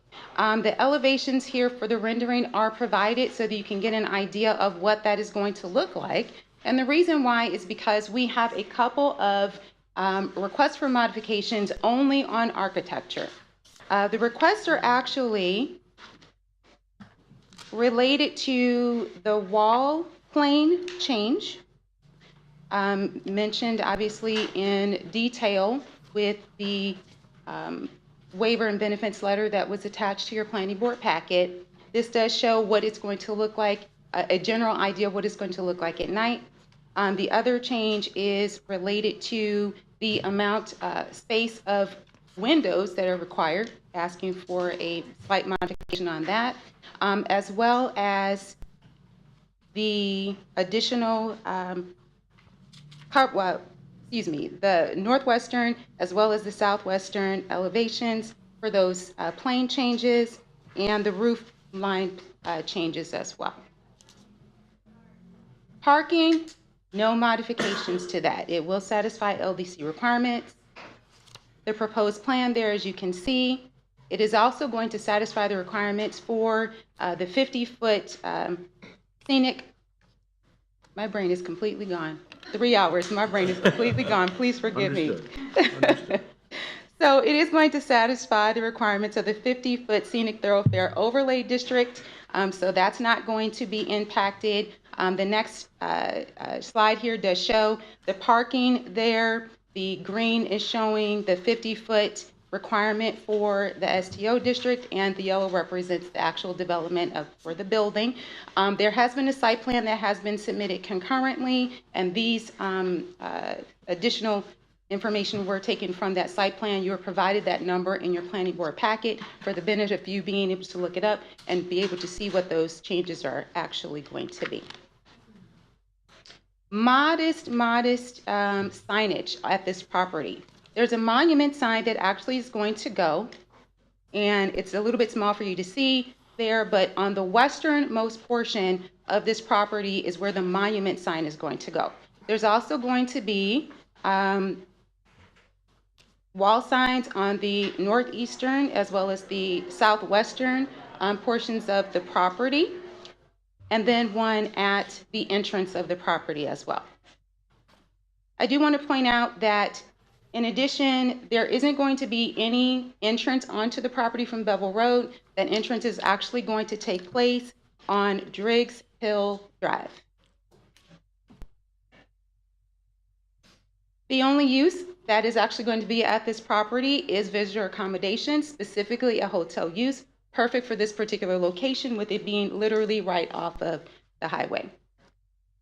Provided all LDC modifications are accepted, again, the architectural modifications only, staff does recommend approval to rezone 2.9 plus or minus acres of land from Plan Development General, also known as Andros Isle PD Development, to PD zoning, and a new plan development, Echo Suites PD, allowing for visitor accommodations hotel use. Majority vote by the planning board members present and voting is required to recommend approval to the City Commission. The item is tentatively scheduled to be heard by the City Commission for first reading December 6, 2023, and second reading December 20th, 2023. This does conclude staff's report. We do have the applicant here to answer any questions that you may have. Okay, are there any questions for staff? None. None? May we hear from the applicant, please? And I have 3 sheets up here, so. Thank you, Paula. And I'll represent all 3 of us, Oh, unless okay. you have questions from the rest of them. Megan, trust, we don't all need to talk. My name is Kelly Hyvonen. I'm the planning consultant on behalf of the developer who's seeking to construct this hotel. I'm joined tonight with our development team out of Melbourne, Florida. We have Jeff Anderson, who's the architect, and we have Aaron Trauger, who's the civil engineer here. We are seeking a PDG zoning for new single-use site-specific plan development for a 4-story, no taller than 4 stories, 124-room hotel, Echo Suites. We are consistent with the comprehensive plan. We're consistent with the LDCs, with the exceptions that are outlined in the modification letter. If you have any questions on that, we can, bring Jeff up and talk through that. And we're compatible with the surrounding interchange area. It's important to note that the interchange is right out all of our windows, and that's who we're seeking to attract to this hotel. So we did have a neighborhood meeting on August 18th. There was nobody from the immediate neighborhood that joined us, but we did have 2 residents that are very active in the community, and they came out and talked to us about the project. They had no objections. We just spoke about the landscaping, the 50-foot landscape buffer, and as well as parking. But other than that, they didn't identify anything else that was a concern to them. With that, we're happy to take any questions. Okay, questions? Yes, Mr. Just a couple questions for you, Kelly. Where is Land Development Strategies located? Your company? Melbourne. Melbourne. Okay, so Yes, you're sir. you're local here, and how NSB 103? They're out of Houston. I don't really know. And no reason That's the property owner. Uh-huh. So we're working with the developer who develops these hotels. Okay, so you might not necessarily know that. Okay, I understand. Well, I've had the pleasure of staying in an Echo Suites hotel in Austin, Texas. Okay. It was very nice. Okay, And it good. was 4 stories, just as you said. Yes. Thanks. Yes, and the shadow did not go very No, far. not at all. No. No shadow. Nope. Nope. Thank you. Shadows Yep. tonight. Other questions, Mr. Robinson? I know you're not required to notify renters. Correct.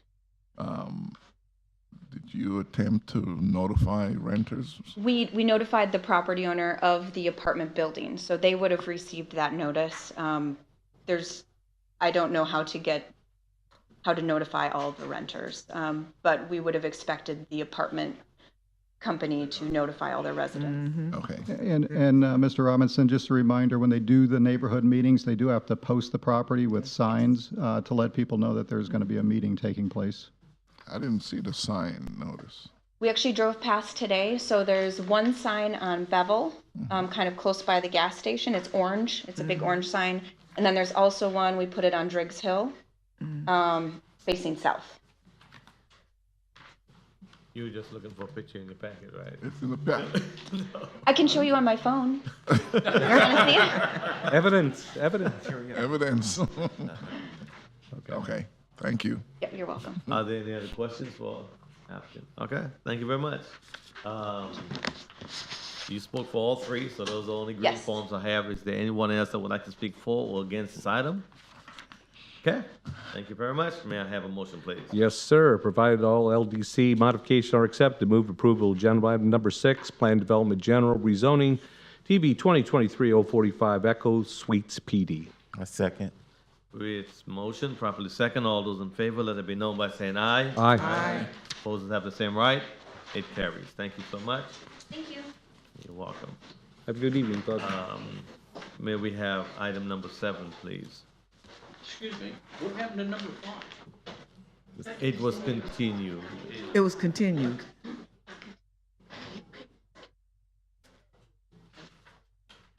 Yeah, it was continued, and you're more than welcome if you filled out one of those green forms to make comments during our public comments. Yeah. Okay, item number 7, please. Item number 7, Property Maintenance, Land Development Code Text Amendment, DEV 2023-196, Legislative Hearing. We hear from staff. Good evening, Rose Askew, Project Growth Management and Planning Project Manager. This is a request by the Growth Management and Planning Department and Neighborhood Services Division to amend Article 6, Section 6.19 of the Property Maintenance Standards in the Land Development Code to add maintenance standards for boarding up vacant structures and to add cross-references to other city ordinances and code provisions. Recently, the Code Compliance Division came to planning to talk to us about possibly providing some regulations in our land development code for all of the properties that we see around here that have been boarded up for years and years and years, and they're not being maintained. We also received, and I provided that this evening in your folders, a letter from the police department in support of also doing that as well, because if you look at their memo, they've got some very specific reasons as to why we need to do these types of things. And one of them shows that he says it's a magnet for crime and vandalism. When you have boarded up buildings and all these vacant properties, they break in there, they live, they squat, drug addicts, all kinds of things are going on. They keep finding dead bodies. And so for us to be able to maintain that, we've got to add some maintenance standards in our land development code. So the outcome of our discussion was that we revealed the regulations in 6.9 of the LDC currently don't have any maintenance standards or regulations for boarding up vacant structures or cross-references to any other ordinances and code provisions. I provided some photographs, and all of these photographs that you're going to see are buildings, houses, commercial structures that have been boarded up at least 5 to 6 years at a minimum. This property is on the corner of Madison Avenue and Tomoka Road. It's a multifamily development that just sits there and nothing happens at all. Used to be a store. This is the property on the corner of Palmetto Avenue and Western International Speedway Boulevard.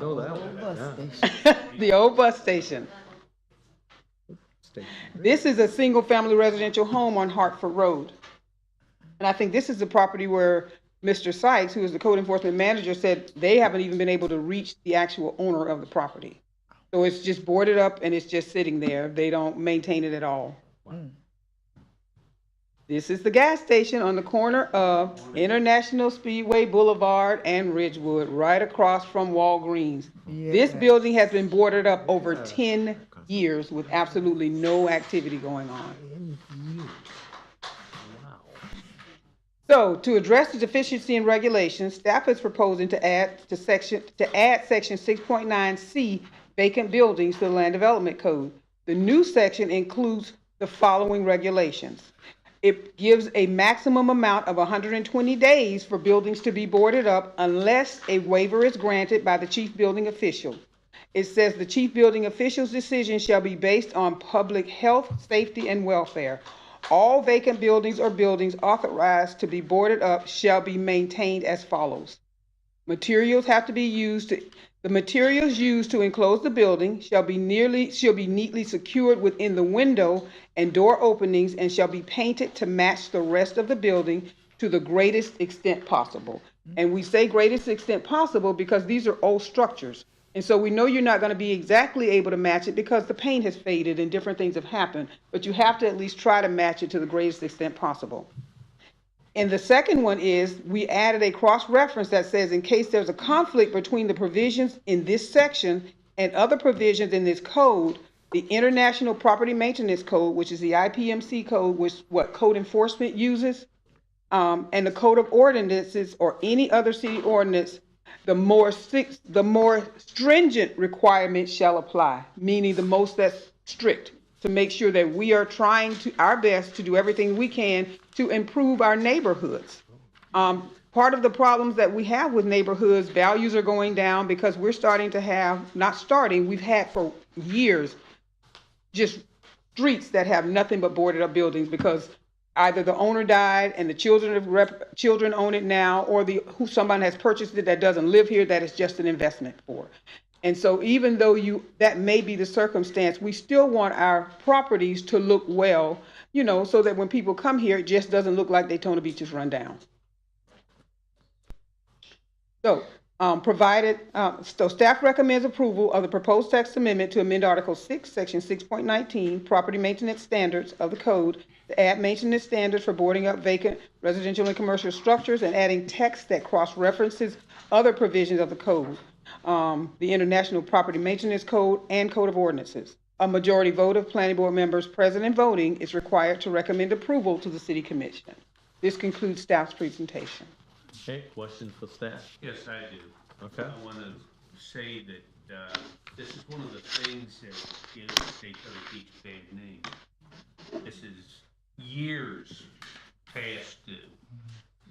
I think it's an excellent thing, and leaving it up to the building official, I think it's a great idea.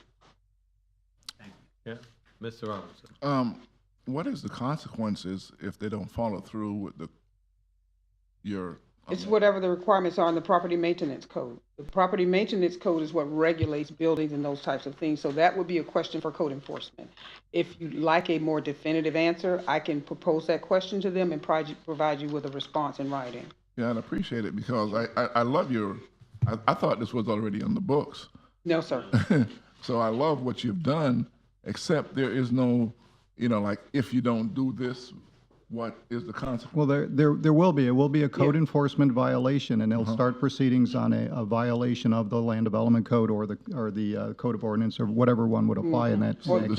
And so that process would begin. So the city will be able to condemn the property and do something with it or tear it down? Well, they'll. Yeah.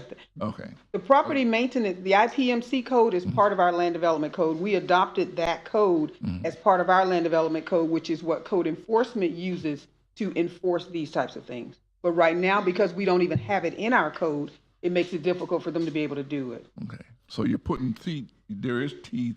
Correct. Within your, okay, that's fine. Okay. You're welcome. Well, the good thing about this is the time element. It's code enforcement, a lot of times it goes on for years. It does. And now that it's got a time element, it'll be beneficial. Good. My question is to you real quick. Where did they come up with 120 days? Is that part of the code enforcement? Right. Code enforcement came up with that time frame because they were saying when you go longer than that, a lot of times when you do 120 days, when you go to the magistrate, they will give you continuance after continuance. So we want to make sure that we're not putting 6 months in there and then it gets continued. And so then you still got it sitting there for another 2 or 3 years. Okay. Yeah, I was just wondering where that number came from. Somebody feeling happy with 120 days. All right, any other questions? Yeah, they're not going to grandfather the ones that are already boarded up. Right? No, sir, they are not. Good one, James. So what up then? Excuse me, they'll have to come into compliance. Code enforcement will make sure that they start notifying property owners of the new regulations, and they will give them a timeline to come into compliance. But what about the one that you can't find the owner? I'm sorry, I can't hear you. There is one that you couldn't find the owner? That is correct. There are some property owners that we cannot reach, but when we cannot reach them, then it moves to the next stage. They'll give them time, but then in our permits and licensing office, which is under the chief building official, if we cannot and they don't bring it to compliance, there is the possibility that it can be demolished, but there's a whole process you have to go through before you get to that. Okay. Good job. Thank you. You're welcome. All right. No more questions. Let's see. I don't have any green forms actually for that number. If one wishes to speak to or for that. Oh, I was about to make a motion. All right, make that motion. I make a motion we approve item number 7, property maintenance, land development code text amendment, DEV 2023-196. Second. Good job. We got a motion in several popular, seconds. All right. All those in favor, let it be known by saying aye. Aye. Aye. Opposers have the same right. It carries. Thank you very much. Other business, downtown Baloo Road redevelopment area board report. I was in absence. We're glad you're back. I don't know. We're glad you're back. Ask me again next time. Yes, sir. Midtown redevelopment area board report. They did meet. They started promptly. I've got notes here. It's late in the evening. The sun is Trying to going get up down. for 10. It was an excellent meeting. Go with that. Perfect. We'll go with perfect. Beachside redevelopment area board report. Beachside Redevelopment Board, they met, but I got the information late. Nobody contacted me to attend via Zoom, so I wasn't there. Okay. Public comments, and I believe we have Mr. James. Is it James? James Tiger? Yeah. Sir, What I'll are we give you doing? an opportunity to Are speak. we up. back to 5 here? Well, you can speak on behalf and make your comments. Yes. you want to speak about. I can talk about anything? Any- Yeah, for 3 minutes. You Did I have only get 3 minutes? Yeah. 2 now. No, 3 minutes. You Yeah. can do it, you can do it, you can do it. Oh, I can do it. Why didn't we do, wait a minute, still got a question yet. Why aren't we doing 5? I don't understand. I don't hear well, but I don't understand. What, The applicant had requested the item be continued. They weren't prepared to be at this meeting, so they're going to be at the next meeting. the person that wants to do what they're doing? The applicant, yes. Applicant. Yes. Do you know why? There was a couple of still outstanding issues that they were working through, and we wanted to make sure that it was finalized before it got. Can to you the- tell us what those issues are? At this point, I can't. And it's probably best to do it at the next meeting anyway, when the applicant is over here, so we can discuss that with the applicant. But we can still talk about it. Right now? Yeah. Yeah, absolutely. During public comments, you can speak about anything you'd like to speak about. Okay, well, let's do that. Yeah. Point of order. Yeah. Any comments you make tonight wouldn't be considered as part of the record on the ultimate decision that's made at the actual. Wouldn't be? Correct. You would need to come back to have your testimony on the record as part Why, of why wouldn't it be? because it's about notice and an opportunity to be heard. It's due process. The applicant, For them to counteract.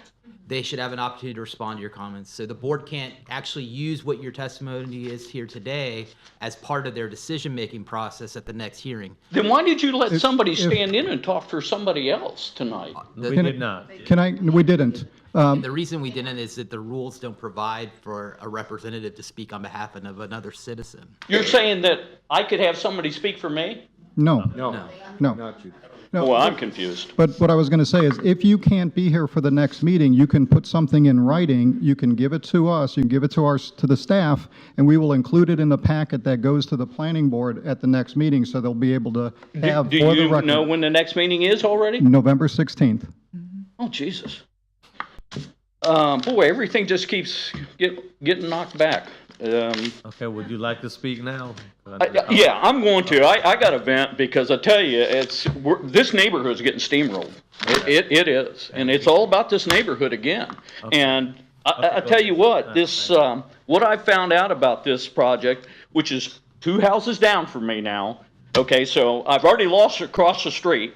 Now I'm 2 houses down. This house, the way I understand it, which was whatever, was released as the fact it was a single-family dwelling at one point. Over the course of about 40, 50 years, somebody illegitimately turned it double-story, turned a carport into a garage that he tried to make a house in. He was a alcoholic drunk that lived there, and that's how his rent was free. He actually built it. There's nothing that can beat a code in that thing from that standpoint. You don't show any of that in the pictures or whatever. The people probably didn't tell you that. Literally, the third outstanding unit that people will live in will be a garage. Who in the hell lives in a garage? Are you kidding me? This thing is, just take a look at it. There's no way that anybody sitting on this board can tell me with what just happened here tonight that somebody in your neighborhood, and I don't know where you live, but I'll be willing to bet $1,000 or more that not one of you has your neighbor living in a garage. And that's what they're requesting you, for somebody over 50 years of time has illegally updated that home with electric and whatever, no permits, no nothing, and you're gonna grandfather this guy in to let him get away with crap like that? Not to mention he's gonna turn the front yard into a parking lot, along with his backyard into a parking lot, because there's not enough room. And on the other side of that, by the way, when this 27-story hotel gets built, do you not understand now that Ruger, the road that we live in, we won't have a place to park? Because the people that come down here for Bike Week, that come down here for Oktoberfest, that come down here for Jeep Week, that's their cut through. That's where they park their trailers. They're not going to park their trailers inside his lower development and whatever. We won't even have a place to park when we come home. That's the traffic flow pattern that goes on and whatever. This neighborhood, you're killing us. You're absolutely killing us here. 27 seconds. Am I done? And when was the next meeting? November what? 16th. 16. I'll be Thank you back. so much. All right. Item number 8, I have a Mr. John Nicholson. I didn't mean to do that. This broke right here. Okay.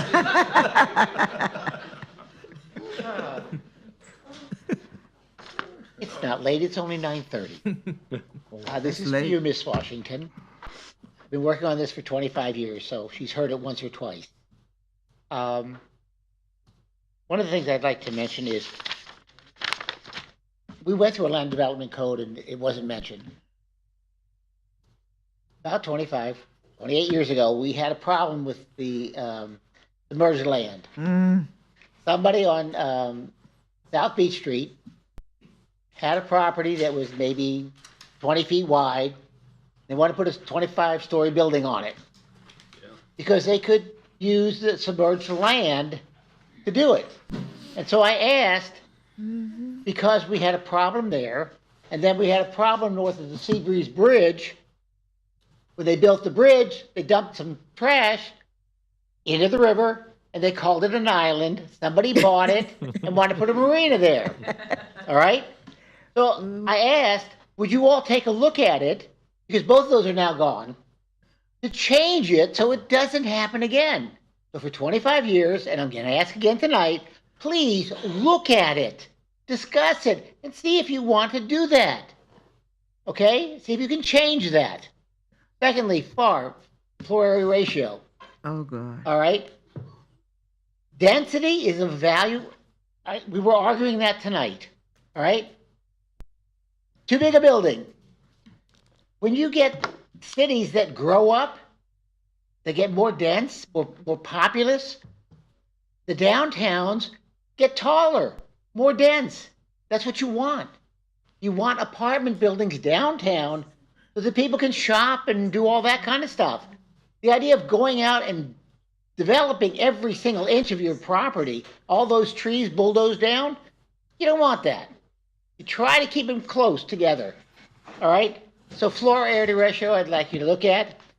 And third, hotel parking. Okay, this is going to be a hotel out in the middle of nowhere, but where I live, people walk. Okay, the Hilton is in one location, and next door to it is Ocean Walk. And then the Daytona Grand. Nobody is going to get in their car at the Daytona Grand and drive to the Hilton to go to Hyde Park. Okay? They're going to walk. But Hyde Park requires X amount of parking spaces. They're assuming that everybody's going to drive to that restaurant.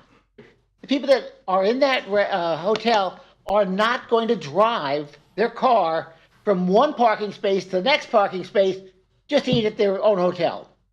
I'm asking you to look at the requirement for in that core area, not all the way throughout the city, but in the core area, because it's expensive to build garages and parking spaces.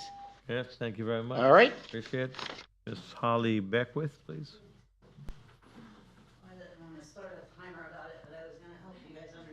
Little angry man, Mr. Tigger, and his opinion of the greenhouse, which is the Ruger House. I'm sorry, your name and address for the record? Holly Beckwith, 1223 Ruger Place. Thank you. And I was just going to try to translate Little Angry Man, but he believes that house was originally built as a single-family home, and it's just not true. Ruth Traeger may be a familiar name to everybody here. Very familiar. Warren She moved lived in the Warren. same unit I lived in, which is 1219. So that's where he is in his own little retired bubble. They drink quite a bit, and they don't communicate well, and I don't know how really to get him to embrace the facts, where Jessica was here of the law firm, and I'm kind of like stuck literally in the middle because I'm the one that takes care of the greenhouse, 12, 17, 19, and it's not a garage, it's a studio with a small studio behind it, enclosed in what used to be an addition to the garage. Mr. Traeger had lived there when he was a boy. The house has never changed. Any pictures that I've ever seen, being that I own my grandmother's house, these things have been the same for the longest time. He just has his own understanding, and he doesn't listen. He doesn't hear well either. So, but yeah, my question for you guys was, how do we move forward? If you're going to say yes to the shiny new building, then the issues that are going to come with this, where one of my complaints was about the restaurant. Little Angry Man also has an obsession with rats, and I'm being blamed for rodents. And we have 2 dumpsters at the Sunoco. We have 1 at the C-Dip. I mean, like literally, we can do this from our yard. And the restaurant is a concern. And there will be other concerns, like I had aired at this supposed neighborhood meeting, that their driveway lights, people coming in and out, are going to shine right into my living room, much less my kitchen. My entire backyard is going to be invaded by these headlights, if they even make it across the street. I think there are other issues with that particular proposal or development that we need to go to the next level with it, because traffic is going to be a problem, the restaurant's going to be a problem, anything flying off the place is going to be a problem, and it's all going to land in my yard.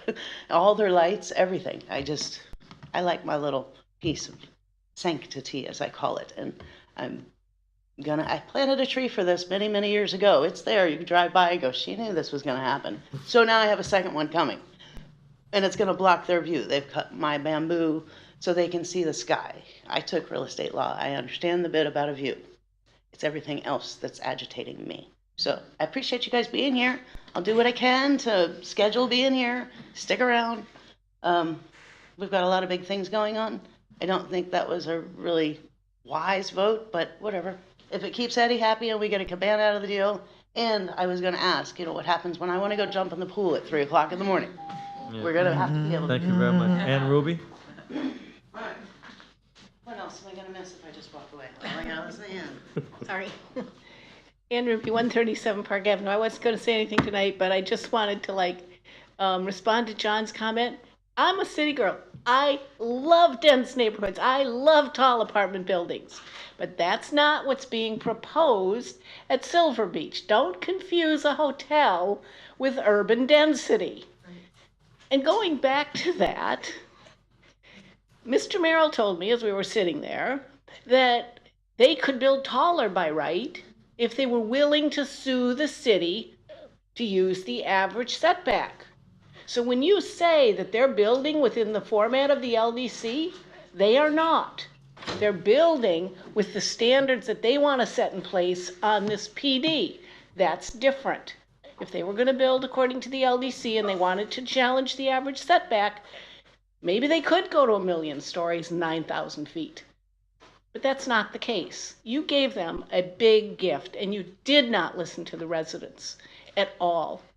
And the Marriott makes profit. They know their hotel business. And they just agreed they could make a profit on half the land at half the price height. I don't understand why you felt the need to rush to give this guy this gift. Thank you, Vern, for voting no. The other thing is, in urban dense areas, and this could apply to the hotel, you need mass transit. This hotel is not going to succeed based on neighborhood foot traffic. This hotel is going to need a shuttle, a trolley that goes from Dunlawton to Granada with a loop over to Beachside that runs 6:30 in the morning to 11 at night, 7 days a week, and is absolutely free. It's feasible if Votran would get their act in gear. And that's what it's going to need. That's part of what's going to help alleviate the blight. Not these projects that are going to come in and save us. They're not going to save us. They're not. That one wart of a giant building on that corner isn't going to do anything for that neighborhood. It really isn't, and it isn't going to do anything to alleviate the blight. I find that yes vote's perplexing on this. He could have made, if it is about how much profit he wanted to make. Now, the only consolation I take is I don't think he has a builder actually lined up or an investor. So I don't think it's ever going to get built. Have you seen anybody rushing to build the 200, 300-foot towers at Project Longboard? Those haven't come back before you. Nobody's rushing to build those.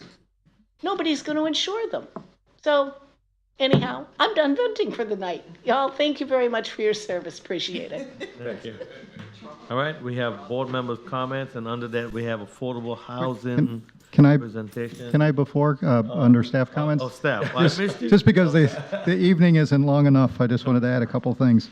As you know, we had the redistricting, and with the redistricting, we had kind of a musical chairs, things kind of, three of our board members, Jamie Newman, Tony Servance, Kathy Washington, they were all redistricted out of their zones. Well, fortunately, they all kind of stood up, switched positions, and sat back down again, and they're with us in different zones. The commissioners of those zones have reappointed them to their zones. So very happy about that. Staff's very happy about that, and the city's very happy about that. And then I wanted to introduce, we have two new members to our staff. Lucy Brito, right here, who actually comes from South Florida. And she was. Miami.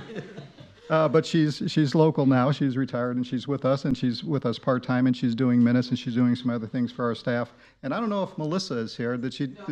Melissa left? We did hire a new senior planner, Melissa McCreary, and she is going to, you're going to see her at these meetings. She's going to be doing she's got some great ideas for some things, including some trail programs, bike and walking trails for the city. So you're going to see that coming to you, and that's it. That's all I have. Okay, before we go into our board member meeting, board member meeting. Oh, I can see the daggers coming from all of you. It's coming. I do want to recognize. I promise you, I'll be real quick. Okay, before you do that, I was placed recently on the McLean. Affordable Housing Committee. Hold on one second. Before you do that, I want to recognize our Honorable Mayor Derek Henry. That's with us tonight. We appreciate him being here. Thank you, sir. I didn't see the mayor sneak in. All right. Mayor. Now, Mr. Now Chair. I can, yes. Yes, Mr. Vice Chair. Yes. Thank you, Mr. Chairman. I think it's just a situation where I think it would be helpful for us to have a representative on that particular committee. So when we're having the discussions, I know Mr. Robinson's him and I have had a few, talking about situations where we can look for affordable housing components in some of the things that we were seeing, and we can maybe relate that back to the initiatives that the committee's doing. With that, I'll be done. We're going too late as it is, and I could get a little more detailed next month's meeting. Thank you. Other board members?